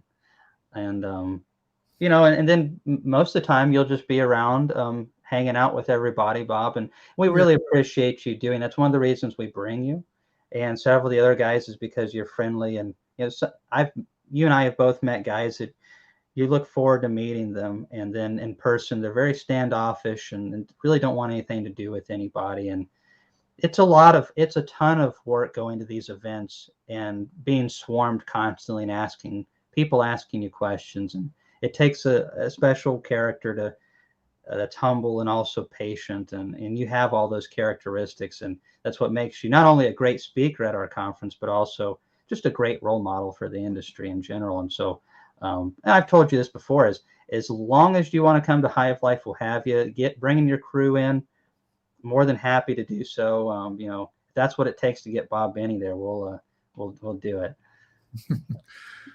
Don says Russell Koopman, Molly is far easier to look at than I think I'd have to agree with that. That is kind of true. Somebody asked, I think it was Lucas Giles, that are you going to have any like 4-way pallets of the HDO? And probably not, I'm thinking, but will you? Well, it's the volume on the truck. I couldn't get much. We're trying to, Byron was talking to me about this or that, and some things aren't effective or they're not efficient in the space it would take on the truck to bring it. And I'm afraid pallets would be one of those things. We couldn't get very many pallets on the truck. And I got to also add that HDO pallets are extremely expensive. Yeah, pretty heavy too. They are heavy. They're like 60 pounds each or something. Yeah, that's pretty heavy, but you make them once, and unless you do something crazy with them, be around. It's kind of hard to have a pallet like that and stick a fork through it and ruin it. And yeah, I didn't think about the forklift though. Yeah, that could ruin one right there. It does, yeah. And do you let Seth drive a forklift, Bob? I do. He's getting pretty good at everything. Seth is really, you know what? He's probably not listening to this. He doesn't watch YouTube much, so I can say this, and maybe he'll hear about it eventually. But Seth is an extremely good employee. That kid is anything I ask him to do. No argument. It's yes, sir. How many? How fast? I mean, he's a great employee, and so is John too. John doesn't get much. People don't talk about John much, but he's a really good employee too. I am so lucky. Jesse's down a little bit right now. Jesse had some back surgery. Oh man, He's kind of recuperating right now, and he'll be back soon, I'm sure. Jesse's got my back at every turn. I'm just so lucky, Kamon. I can't believe it. well, luck, there's luck has something to do with it, but also I believe there's certain consequences for work conditions, and it starts at the top. And I think you lead your operation very good. I was at your place, and you had a couple of things that were not being done correctly there, and instead of blowing up and getting real ugly, I mean, you were stern and did what a good boss needed to do and said, hey, this needs to be fixed. But where some people have really just tore somebody a new one, you totally took care of the situation in a manner that wasn't going to let it happen again, but at the same time was not a toxic environment. So I think that's part of the consequences of running a tight ship and a good operation, is you end up with some good employees that respect you. And Seth, at the age he's at, if he works like that already and he keeps that up, he's got a bright future. There's not a lot of guys his age that are that disciplined and tenacious and all that kind of stuff. Yeah, I don't know if you know the whole story on Seth. He came to work for me during COVID when he was when COVID started, and he was on summer break from college. And we kept him through the summer, and the next fall, college wasn't quite opened up yet again. And so he wanted to stay for about 6 more months or something like that. And at the end of that time period, he said, I don't want to go back to college. I want to be a commercial beekeeper. I thought, oh God, how am I going to tell his dad and I are friends? But that's all right. Tell his dad that Seth doesn't want to go back to college after he's just paid for 2 years of college. Ruined your kid. He wants to be a commercial beekeeper. Yeah, that's it happens. I've got a friend that went in got his master's degree and ended up deciding that he didn't like it after he got done. His parents paid for it. So, my dad wasn't one of those types. He said, hey, if you want to get a college education, I'm more than happy to watch you do it. And you're paying for the whole way. If you need a car, same dealio. And, it's my dad has always had my back. I've always known that. But he's like, if you want something bad enough, you'll go earn it yourself. And you know what? I didn't want college, and he never forced me to do it. And it's a good thing, because the harder he would have forced, the less likely it would have happened. If he wanted me to go to college, he should have told me I couldn't go to college, and then I would have done it in spite. So Noah Gaynor, thanks so much again, man, for supporting what we do here on YouTube and helping this community stay strong, and watching Bob's videos and mine as well. And I'm glad to see that your operation is going from 7 to 40 colonies, and that's awesome. I believe there are people that tell me, and that there were people that told me in my second, first, and like third year beekeeping, kid, you need to get out. There's no money in beekeeping. Hey, if you're wanting to be a multimillionaire real fast, this is the wrong industry for that. But I beg to differ. I think for people who are willing to figure it out and live within their means, there is opportunity here, especially maybe now more than ever, when there's not a lot of young people getting into the industry. Yeah. You know what they say, Kamon, you just have to be tenacious. Yeah, that's somebody said that to me. I can't remember his name. I think it was what is it? Ian says Mr. Binnie. That's right, Mr. Binnie. Is that what he says? Yeah, well, he's gotten over when he first started talking about you. I think it's the Canadian accent messing him up, but he called you Beanie a couple of times, like the hats we have down here that have the propellers on top of them. Beanie, yeah. Yeah. Well, it's an unusual spelling. It's not a common name. It's a Scottish name, believe it or not. My ancestry is Scottish. Well, that's my ancestry too. We dropped the mix when we came over here. I think we got I've got a decent bit of English, and then a decent bit of Scottish, and that's probably why I'm so hard to get along with. Is always fighting each other on the inside. You're not hard to get along with. You just have to be understood first. Once they people understand you, it's all good. It's all good. So, Bob, have you seen these new boxes from Premier? I have. Jeff sent me a sample. Okay. I'm just going to say they're interesting. I'm going to leave it at that. All right, leave it at that. Well, that's good. It's an interesting handle design, and that logo right there. Oh man, I like the handle design. I gotta say that much. it seems like your fingers just want to stay in the handles the way Yeah. that it's cut. They'll have those at the conference, and everyone will get a handle on those things. Kamon, how many folks at this point do you have registered coming to Hive Life? So if you don't count anything except people registered, and I'll get into some of the details of that, we have over 1,500 people paid and signed for Hive Life right now. So if you add the kids sponsorship, which is 26 young men and women between the ages of 12 and 21 with their guardians, so that's about another 50 people. You add the speakers, you add my staff, which is a couple dozen people. You add, oh gosh darn it, I know I'm missing a category. The vendors. I've got 230 something people and vendors. So if you add that all together, we're like at 1,800 people showing up at Hive Life right now. Wow, this is tremendous.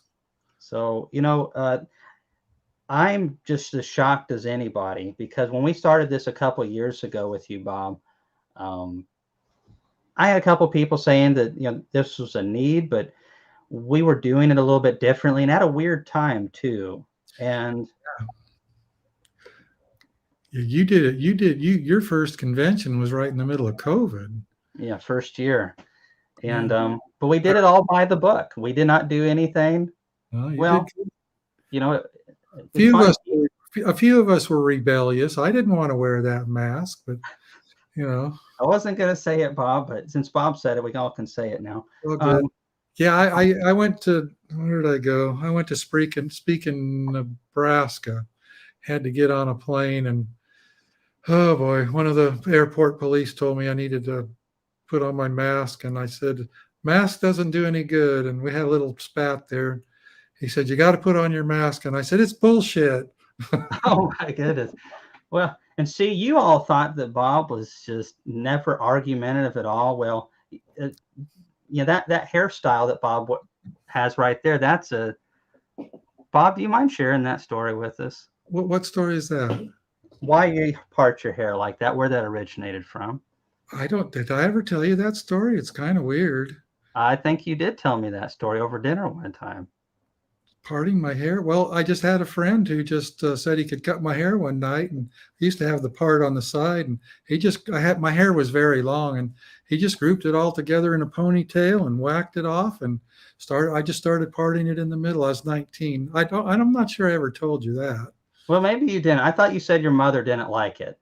My mother did not like my hair parted in the middle. I was a Brill Cream kid. You got to remember how old I am. When I was coming up, it was all parted on the side and perfect with Brill Cream, just so. And God, what a mess. And then when I got older, when I got to be about 18 or 19, I grew real long hair. And you got to keep in mind, I was brought up, I'm a child of the 60s there in Southern California. So I had long hair and did all the things that those kind of people do. And as soon as I grew up a little, I cut my hair and started acting normal again. Yeah. I don't think any of us were thinking right in our late teens, early 20s. Yeah.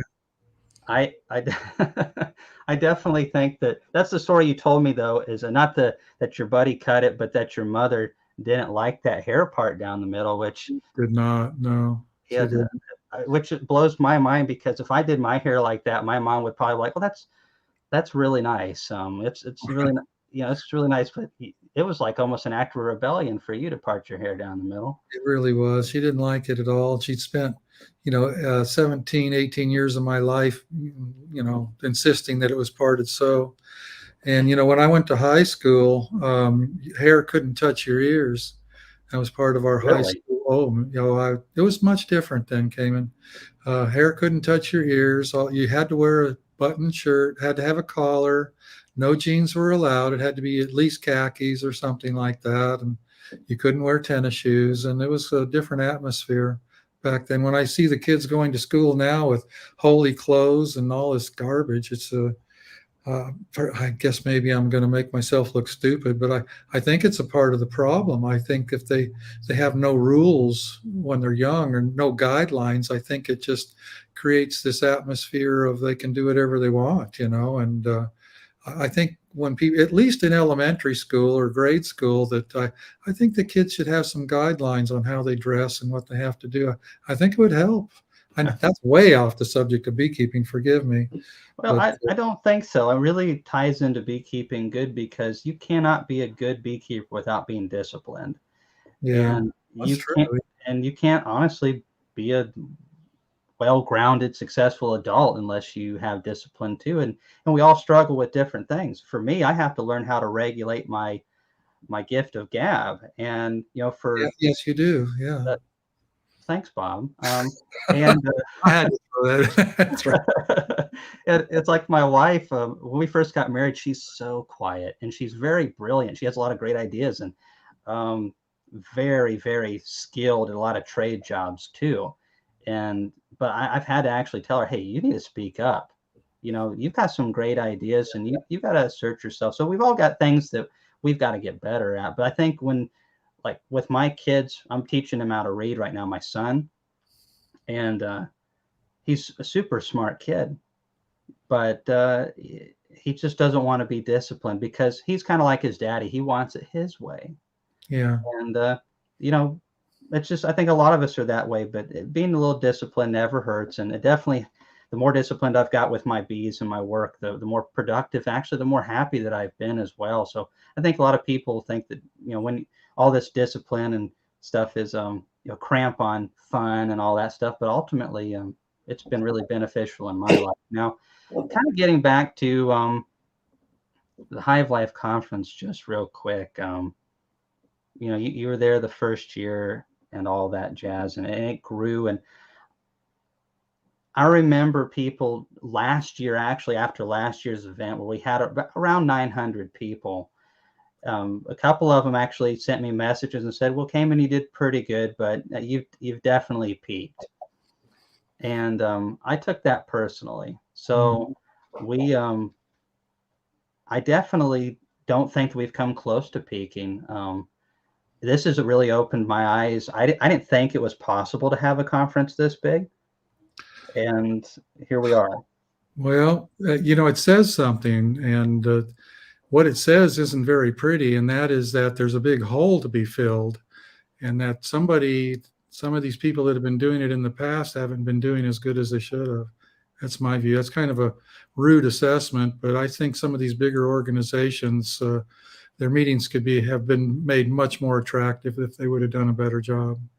Well, they're not inviting guys like you and Ian, and there's several other guys. Actually, one of them's on here, Vanderpool Farms, and he runs a successful operation up in Oregon, and he's always claiming that he need to come back to Oregon and all that kind of stuff. And he wants you to speak up there too, by the way, Bob. So he wants, I guess, Well, I guess Harry, if you're willing to fly Bob up there and wine and dining, maybe he'd do it in the off season. But you where's know, this now? it was up a little ways. Harry Vanderpool, he's a commercial beekeeper up in Oregon. He very Oh, Oregon, okay. very supportive of our channel. But there's guys like him and you and Ian, and I think and there's nothing wrong with PhDs. They have their role within the industry. It's an important role, but I think it's supplanted in a lot of ways to what beekeeping was. Probably more when you got into it, maybe, where it was beekeepers teaching beekeepers. And I think we've gone too far academic, and most beekeepers are wanting to learn from people who are getting it done. That's just my personal take on that. Yeah, I wish I could say it properly. There's a quote in Brother Adams' book, Beekeeping at Buckfast Abbey, and I'm going to kind of paraphrase. And he talks about that very issue, and he said that all these researchers and people like that are very good, but they're there to support the beekeeper, and that they need to be that the academics need to be careful that they don't look down on beekeepers. And he went on to say that people that make their living at anything know more about that given subject than the people, the academic people that are trying to teach them how to do it. Well, I think you have to. I mean, especially in agriculture, it's such a necessity to try to be at the tip of the spear as much as possible as things evolve and change and you get new pests and then you get bad weather and there's so many things that can happen and there's more of a sense of urgency because it's not just your business, Bob. If you struggle, it's some of your employees that I know you deeply care about that will be adversely affected if things go really ill with your business. And I know Ian's that way as well. And so you guys have a sense of urgency to constantly grow and keep things going well. And the academic crowd, I just don't, that doesn't have the sense of urgency in many of those places. But I definitely love how you're an example for working with the universities because they do have a great skill set and an offering to beekeepers. And I think really the only way forward is to take both pieces and work together in tandem. But I think that's where some of the conferences have kind of gotten a little off the beaten path a little bit, is that they have forgotten that most beekeepers, like myself, I want to hear from someone who's getting it done and keeping their bees successful. I want to be sustainable. I don't necessarily care about charts and graphs so much. Well, you're lucky in that you've been able to pull speakers in that fit that skill set that you just mentioned. You know, it's not always easy to get good beekeeper speakers.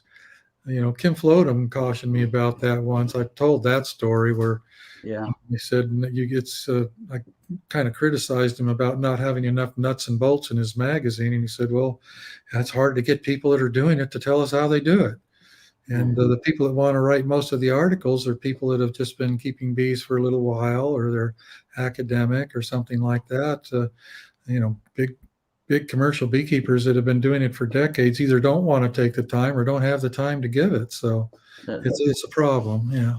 It is. Well, and that's why I've said it before and I'll say it again. It's super generous of what you and Ian and you and Ian do for our industry. And there's what's cool is it's inspiring a lot of guys who are also skilled, starting to do more videos, and you're helping bring them up, and collectively we're all being affected by it. It's a super exciting time. I don't know if you feel that way about it, but I haven't ever been this excited as about beekeeping, where I see so much movement, not just with beekeepers, but also with companies that are selling us things moving as well. Yeah, there's about to be a whole lot of you and I just talked about this earlier. There's about to be a whole lot of competition coming into the scene here. Some of these, and I said that several years back, that some of the big players needed some competition to, you know, kind of try to do a better job, and they're getting it now. There's a lot of new blood coming on the manufacturing and of foundations and woodenware and you know, wooden or metal products like smokers and everything. Mm-hmm. People that are going to do a better job than just the garbage coming out of China, and that's really wonderful to see. That suddenly, you know, some of these companies just took it for they could burn any bridge they wanted, and they still had all the business they needed the next year. Well, that's beginning to change, and I'm glad to see it. Sometimes competition's a good thing; it makes people start doing a better job. And back to your convention, there you go. You know, your convention is filling a void that was just left empty there. You're giving these boys some competition, Kamon. That's the plan. And we've got thankfully, and it's thankfully is a term I use. I'm very grateful, but honestly, if you want to reel these vendors in, they got to be able to see that they can make money and that they can get some advantage. They're not stupid. You can't run a business by being real stupid. Not for very long. Some of them are trying their best. But you can leave that up to the government, Kamon. Yeah. Well, they're really good at it. They wrote the book on that. As far as these vendors, though, you got to make it profitable where they feel like they're gaining either a good publicity, or they can sell a lot of products. They feel like they just have to be there to compete with the other guys who are doing so much. And competition is so good for the little guy. And I used to be a hobby beekeeper that couldn't buy anything in bulk. And I remember when we finally got enough hives where we could start buying pallet pricing, and we could buy a Toto syrup, and all these things started. We could buy in bulk, and it's like, wow, man, if I'd have had access to that 8 years ago, that would have been great. And we hope to get more of that at the conference. What excites me the most is how many 20-year-olds and early 30-year-olds we have in this industry. I know of a dozen at least that are below the age of 40 that are just getting into this industry, and some of them are doing really good already. Yeah. And oh, it's super exciting. Have you seen the video I did on the thorn equipment, the wax melter and all that stuff? Oh, no, I missed that one. I'm sorry. Well, basically, it's a double jacketed tank. It's made in Wisconsin by like a 29-year-old young man. And so I needed it made. It's kind of like Ian's wax melter. You've probably seen his video on his wax melter. I did, yeah. So I was going to get one of those, but it was during COVID, and they couldn't get nobody could get anything out to anybody. And I contacted Jet. I couldn't get Maxent to show up to the conference. They're still so far behind. I couldn't get Dayton to show up. So I had no U.S. manufacturing and extractors last year. And it was really disheartening, because that's what I'm really trying to promote the most. And so I contacted my buddy of 14 years and said, hey, man, I know you're a welder and you've built a 120 frame extractor. Let's do this if you're willing to. I've got all the advertising you need. If you make a good product, I'll help you out. And to his credit, he's done it. And he sold 7 of those wax melters just this week. Wow. And it's a 25-gallon wax melter. It's got a gate at the bottom. It's double jacketed. It's got a gate about this far up, and then you fill it up with X amount of water, of course, and that slum goes to the bottom. Wax floats on top. You're able to just drain that wax off, and then it has a screen just like Ian's, where after running it 2 rounds, I averaged between 11 and 13 pounds of recovered wax out of that slum. And so for a small guy like me that can't afford one of the wax presses and all the different things they've got out there, this is something that's really great and works well. But he's got a big one for guys that are more like mid-sized like me, and then he's got now a 6-gallon one, and he's got an extractor, and it's all made in Wisconsin. And I'm super excited about that stuff right now. Yeah, there's a lot of that coming on board. It's good to see. And I know it's like 10 o'clock your time, Bob, and you've been so gracious to stay on. I'm not trying to rush you off here, of course, but I also want to be respectful of your time and everything. So I appreciate that. I was just going to come on for 10 minutes and chat about the conference a little bit. It is 10 o'clock. I'm good. I'll hang with you for a little while if you want, or not. Either way, you can kick me off. I won't take it personal. Everybody else will, though. Yeah, so that's not, you just let me know whenever you're ready to go. So, what's something, is there anything you can think of, Bob, that would be helpful to commercial guys like you, or to hobby beekeepers that would be good to the industry that we really don't have access to right now? Is there anything kind of on your mind? It's a hard question, right? It is. Yeah, I don't have a specific answer for that. I'm afraid I can't. Maybe if I slept on it, I could come up with a good answer. Save it for the Hive Life conference, maybe. There you go. Yeah, ask me again at Hive Life. I think a lot of aspects of the industry are being probed right now. I think there's a lot of good people looking at everything under the sun when it comes to beekeeping. So I'm with you. I think the future's bright. I'm not looking at the future as doom and gloom at all with beekeeping. I know we got this Varroa mite thing going on, and at some point we'll it might take 5 years or 50. I don't know. At some point we'll get past it. But I think the future looks bright. I think it's a constantly evolving industry. I've seen in all these decades, I've seen it change so much, so many times. It's about to go through another change too. Hmm. The almond industry is making a big change now. When I got into it, pollination for most beekeepers helped support their ability to produce honey, and then it kind of flip flopped where a lot of commercial beekeepers were producing honey to help support their ability to pollinate. And that may be about to flip flop again. The almond industry is taking some big changes right now. There might be some lower prices for the first time in a long time this year. Trucking is extremely expensive. The Yeah. drought in California has got to be having an effect on these growers. They're going to try to cut costs anywhere they can, and things could be different. I used to pollinate a lot when I was in Oregon. I pollinated 3 or 4 crops a year and beat my bees up doing it, and well, I don't want any part of it anymore. I'm kind of leaning more towards the honey production, and I think the industry as a whole is going to start, leaning that direction more than it has been the last decade or so. I'm hoping as Hive Life grows that we can, benefit the industry as much as we can. I don't know where that will lead long term, but obviously the Hive Life's main goal, my main goal, is to see the beekeeping industry thrive as much as possible, and by Yeah, whatever means necessary. And seeing how some of those lawsuits on the foreign honey that was being dumped in the United States below costs, and a lot of it wasn't even real honey. Um, yeah, yeah. that is part of why honey prices have gone up. And what is the price of honey right now on average, Bob? How's it doing? Well, it is up. It kind of spiked. Let me think about this. One of the earliest crops out of the country is orange blossom in California and Florida. So they begin to set the trend for prices really early. And then in the Southeast, the first big one is really gallberry.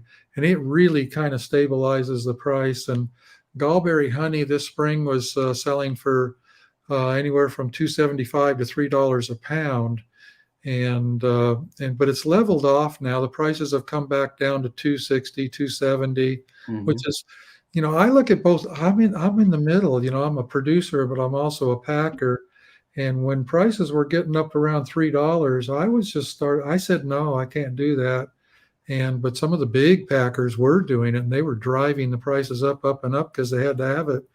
And I am so blessed because I have producers that have been with me for a while, and, at times when the prices were just in the toilet, I'd pay them more than the going price because being a producer, I knew that it was terrible for these guys to be selling honey below their cost of production.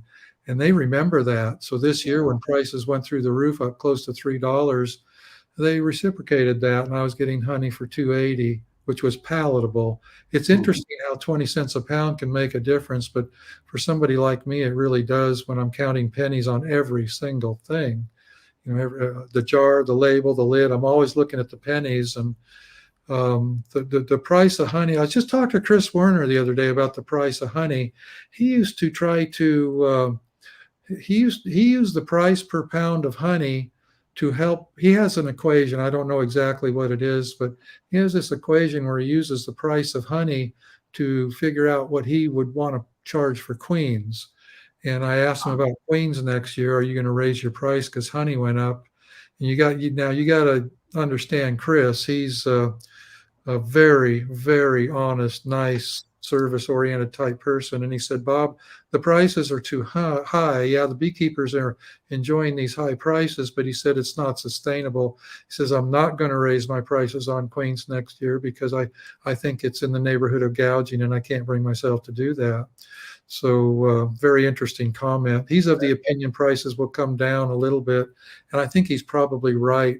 There's just not enough honey in the warehouses right now, and when the warehouses fill back up a little bit, I think we'll see the prices maybe moderate back down to 240 or 250, which is more. I think 250 is probably a good place for the price. I'm saying that as a packer and looking out for the consumer and not as a beekeeper. Hmm. But 280, 285 is a little high to be sustainable, I believe. Now, with inflation doing what it's doing, maybe a year from now I'll be singing a different tune. Sure. Everything's going up so extremely fast that it's just crazy.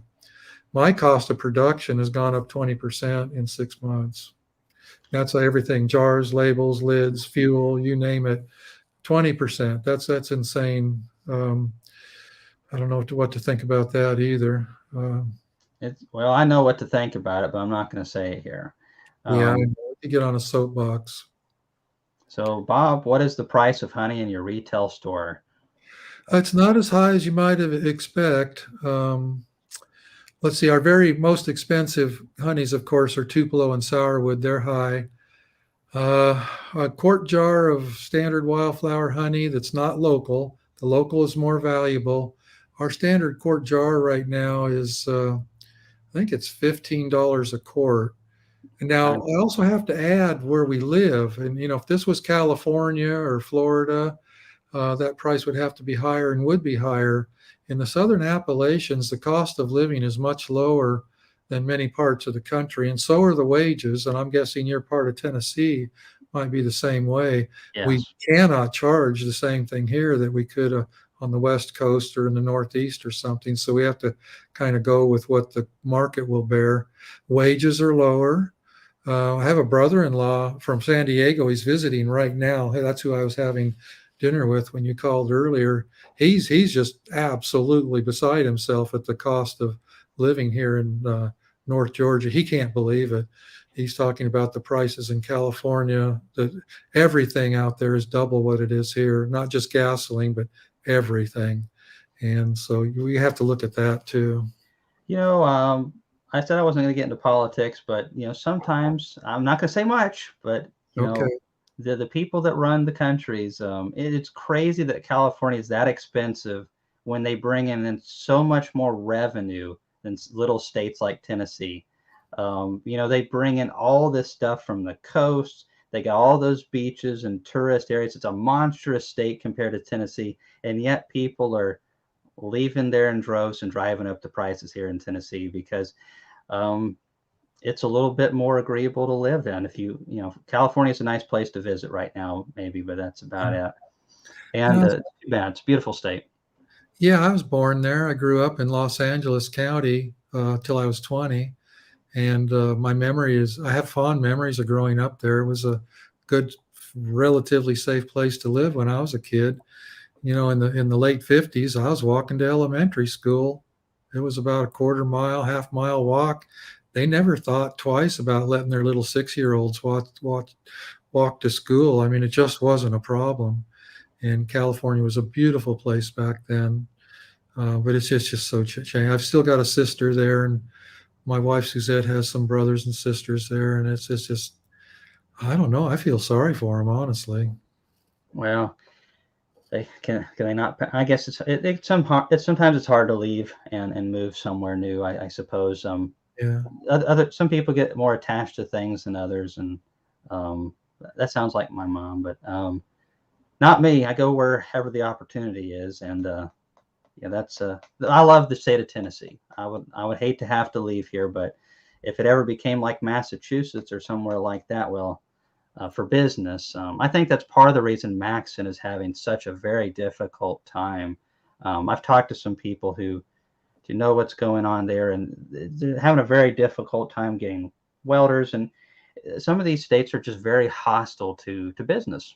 And it's a shame because Maxon has made great equipment for many years for small professional and sideline operators and hobby beekeepers, and they're really struggling. I'm concerned that if things aren't fixed fairly soon, that we might not have Maxon long term, and it'd be a shame to lose another U.S. company. Yeah, they have a great product. Very heavy, made to last, and as far as getting off all the poor states and stuff like that. You mentioned the price of honey and how that affects everything. Almonds are changing. One of the things that when I got into beekeeping, it's still around. It's not quite as bad now, and I really think YouTube has kind of brought a little bit healing to this area. But there's been a lot of animosity between the commercial side of the industry and the hobby industry. The hobbyists saying that the commercial guys are destroying everything, and the commercial guys making fun of the hobbyists all the time. A lot of animosity there. And I feel like the YouTube is actually starting to bridge a gap a little bit more. And I don't think many of us realize how intertwined we are. I think some of the commercial guys don't realize how much the hobby industry, if it was completely gone, how much it would affect them. And if if the hobby guys didn't realize if the commercial guys weren't doing good, how much it would affect the hobbyist, especially. And really all in this together. Yeah, I agree. Yeah. Um, I'm a big part of the Georgia Beekeepers Association. And when I started going to that club in the early 90s, there was a number of commercial beekeepers that used to attend every meeting. They were a big part of it, part of the board and everything like that. And these days, I'm the only commercial beekeeper that attends those meetings. And it's kind of sad that the president that they have right now this woman is trying really hard to pull in commercial beekeepers, and she's just not able to do it. She asks me all the time, what can I do? What can I do? I don't have a good answer for her. The commercial beekeepers look down on the Georgia Beekeepers Association in a big way. They call them a hobbyist organization, and they're not too kind when they're saying it. But yet the organization is the Georgia Beekeepers Association is spending serious money trying to support the industry in research and other ways. And I just feel real bad for them that the commercial beekeepers just discount them completely. They just don't think anything about the club at all. And they're doing a tremendous job of supporting the commercial beekeepers industry with all the research and stuff they support. Interesting. That kind of triggered my mind onto those Caucasian bees that you brought in, Bob. What have you thought about those being intermixed in, or kind of having those more pure? What's your take on those Caucasians? Well, I really like them. I guess my reasons would be different than many. I've completely 100% bought into the research that Marley Spivak has done. Propolis is really important, and the fact that we've been breeding propolis production out of our bees for 120 years, I think, has been to our detriment. And these Caucasian bees definitely like to use propolis. And so I like the propolis production. I like how gentle they are. They're very gentle. It really changed the way we keep bees over the last few years. They're so easy to work. But I also recognize I don't think I'd want a pure Caucasian, because I think they perhaps may be a little more susceptible to some things like European Foulbrood. I really think the mixture of genes that we've got going on in our outfit right now is probably the best way to go. We've been going very heavy towards Caucasian, trying to push that into our outfit, and we're probably over 50% right now. And then the other 50% is a mixture of Carniolan and Italian, and we've got a really good line going on right now. Very easy to work, fairly good production of propolis, good comb builders, very productive. They overwinter with smaller clusters, which I like. If I was trying to pollinate in California or make packages really early, it would be the wrong combination. But many of my clusters right now are just running 5 to 7 frames of bees with an occasional 8 or 9, and those things they're going to go till February on just 1 or 2 frames of brood, or excuse me, 1 or 2 frames of honey. I really like that trait. We don't, these full-blown Italians will go through a deep box of honey between now and March. The bees we have now won't at all. Completely different. So, but it suits what I'm trying to do. Again, I'm not trying to make early splits, super early splits, or California pollination. So it suits me. It may be the wrong combination for many people, but it suits me right now. It really blew my mind when I got some real carnies.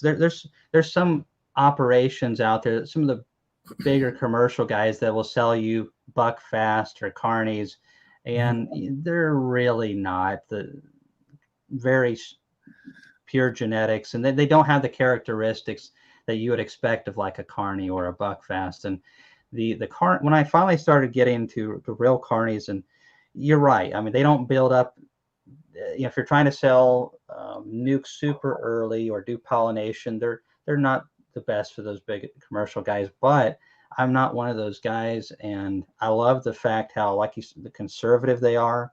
They do shrink back. When I went from Italians to Carnies almost exclusively in 1 year, when I looked at my bees in like January, I about lost my mind. Yeah, yeah, I've been there. I've done that too. Like, oh my God, these things aren't going to make it. That's Guess right. what? They came along and started building swarm cells right on time. It's amazing how efficient or whatever it is that they do to be able to get to where they need to be for my season. And I love the fact that because they're not as brood happy, it does cut back on my Varroa population to a degree. And it also makes it much easier for me to kill the mites in December, where it was extremely common for my Italians to have a frame of brood Yeah, in December. With the Carnies, they shut down late November at the latest. yeah. And then I can kill the mites a lot better. So they made a lot more sense for me. And like you said, they build up at a good time and still are there ready for the honey flow.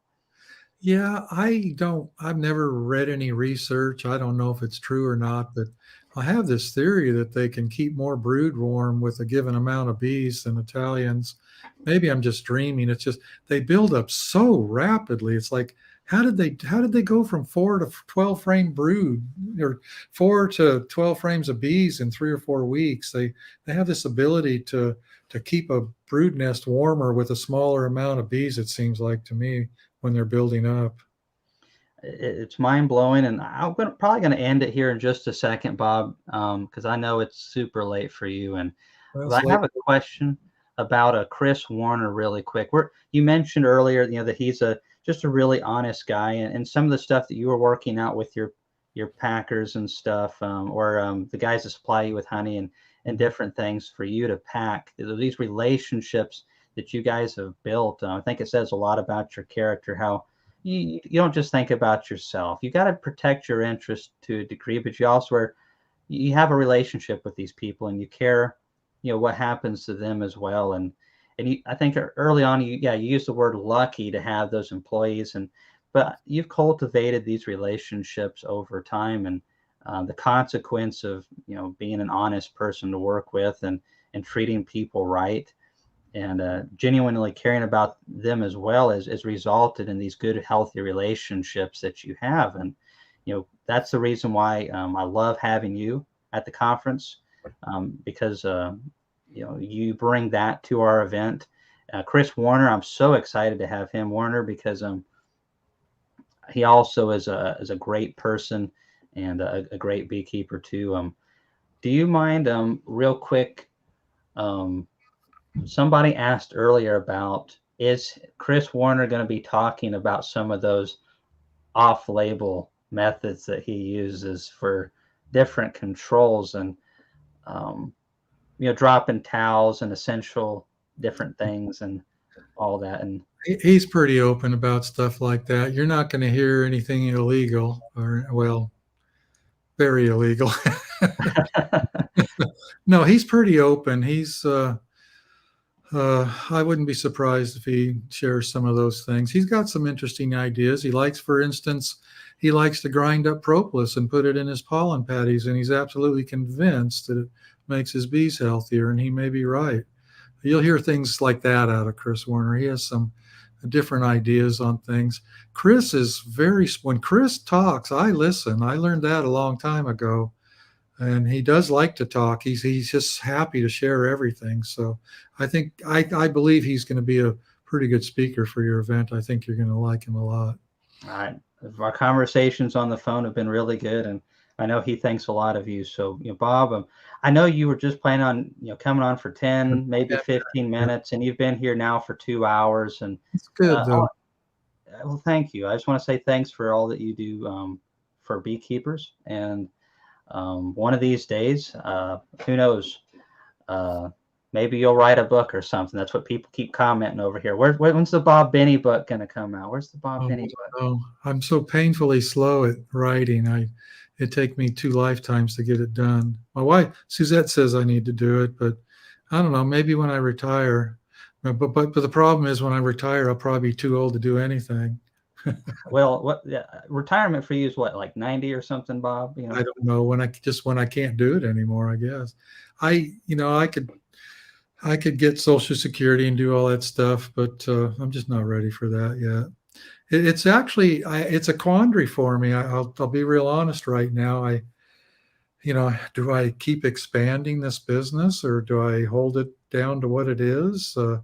Most people at my age, the last thing they think of is how to expand a business, but it's constantly on my mind how to grow and make it bigger and better. And I don't know what to do, to be real honest. When you get to and you'll figure this out later on. When you get to my age, anything could happen. I mean, I feel pretty good, health healthy. I don't have any issues. My blood work always comes back good. Blood pressure is good. I think I'm a healthy human being. But when you get up around 70, really anything can happen, and I'm conscious of that too. So I'm not sure what the future holds for me. I haven't quite figured it out, to be real honest. well, I'm going to be disappointed if I don't get another 20 years. So, 20 of years Bob out of and me or yeah, you? no, you. Well, I'll be disappointed if I only get 20 years out of me. That's for sure. My wife will be disappointed. Maybe not. I don't know. I can't remember. I have to check how much life insurance I've got. But as far as that goes, they say beekeepers typically, on average, live longer than the average person. It's probably because they're too stubborn to die. I don't know. What we put into our bodies has a lot to do with how we do. And, getting stung and eating honey and maybe chewing on some propolis and beeswax from time to time. I think there's really something to that. I think it helps us. And plus being active and outdoors and just the whole lifestyle, is really conducive to long life, I believe. As long as you at least halfway take care of yourself, which I don't know. I could do a lot better. I could eat better, I know, but I'm starting to become more conscious of those types of things. I'd like to live to be 90, or as long as I'm functioning and not a vegetable or something. I'd like to try to do that. Well, I promise you that everybody that's listening tonight, it wishes you very well. And why not go for 100 while we're at it? My granny just hit 100 Oh, actually nice. about a week or so ago, 10 days. So she maybe you'll be like my granny at 100. She last year at 99, we were like, Granny, you're just one away from hitting 3 digits. Isn't that exciting? She's like, not near as exciting for me as it is for you guys, apparently.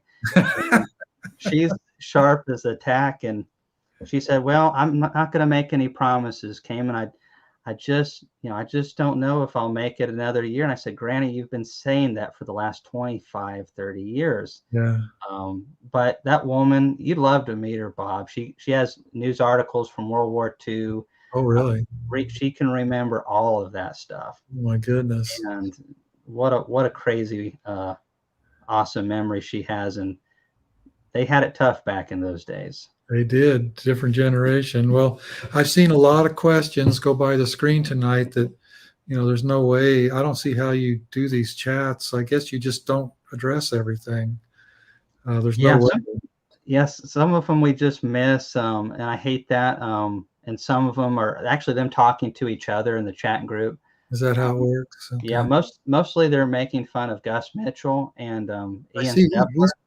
I see Gus has commented several times. Looking forward to seeing him. And Gus, you going to be in Mississippi when I get over there? I hope you are. I don't know. How fast do the answers come back, or do they? It will just as fast as he can type it through. I'll let you guys in on a secret. If Gus isn't here, maybe you won't hear me. But Gus is bald, and if you actually rub the top of his head, it's actually a good luck charm. Works really, really well. Can you do that? He looks like a pretty rugged individual. I'm not sure I'd want to do that, Kamon. Yeah, he's from West Virginia. Well, you can only could talk all night, and I promise I'll let you go. But thank you so much for hanging out with us tonight. Absolutely. We'll do it again in another year or two. Well, okay. No, I'm just kidding. No, I'm okay. I'm looking forward to meeting Ian and seeing all these people that I know through our comments on the YouTube videos. It's so interesting. I feel like some people have become friends, and I don't even know. I've never even met them, but it's like we're friends. And I'm looking forward to meeting so many people. Let's see, Gus, yes, sit. So Gus, sir. Yes, sir. I didn't know what sit meant. Yeah, he's from I'm West really looking Virginia. I forward didn't say he was educated. looking forward to meeting all these people that you and I, get to know through comments and stuff like that. And I think this is going to be great. I'm going to try to get some rest beforehand, so I'm not too tired going in, because this thing is draining. I came out of last year's absolutely exhausted. I had had enough, and I don't know this year what I'm going to do different, but I've got to get some rest or something before I get into it this year. Well, whatever you need, Bob, just let me know, and we're gonna have you loaded down on some coffee. So Coffee, that'll be necessary, absolutely. fresh roasted. It's actually done by a beekeeper. He's also got a coffee and tea business. So looking forward to that. And just tell your whole crew that we're looking forward to seeing all of them. And tell your wife thank you for letting us have you this evening. And Bob, until we see you next time, thank you so much. Thank you. I'm just gonna sign off right now. Thanks a lot, Ian. Talk to you later. See you, everybody.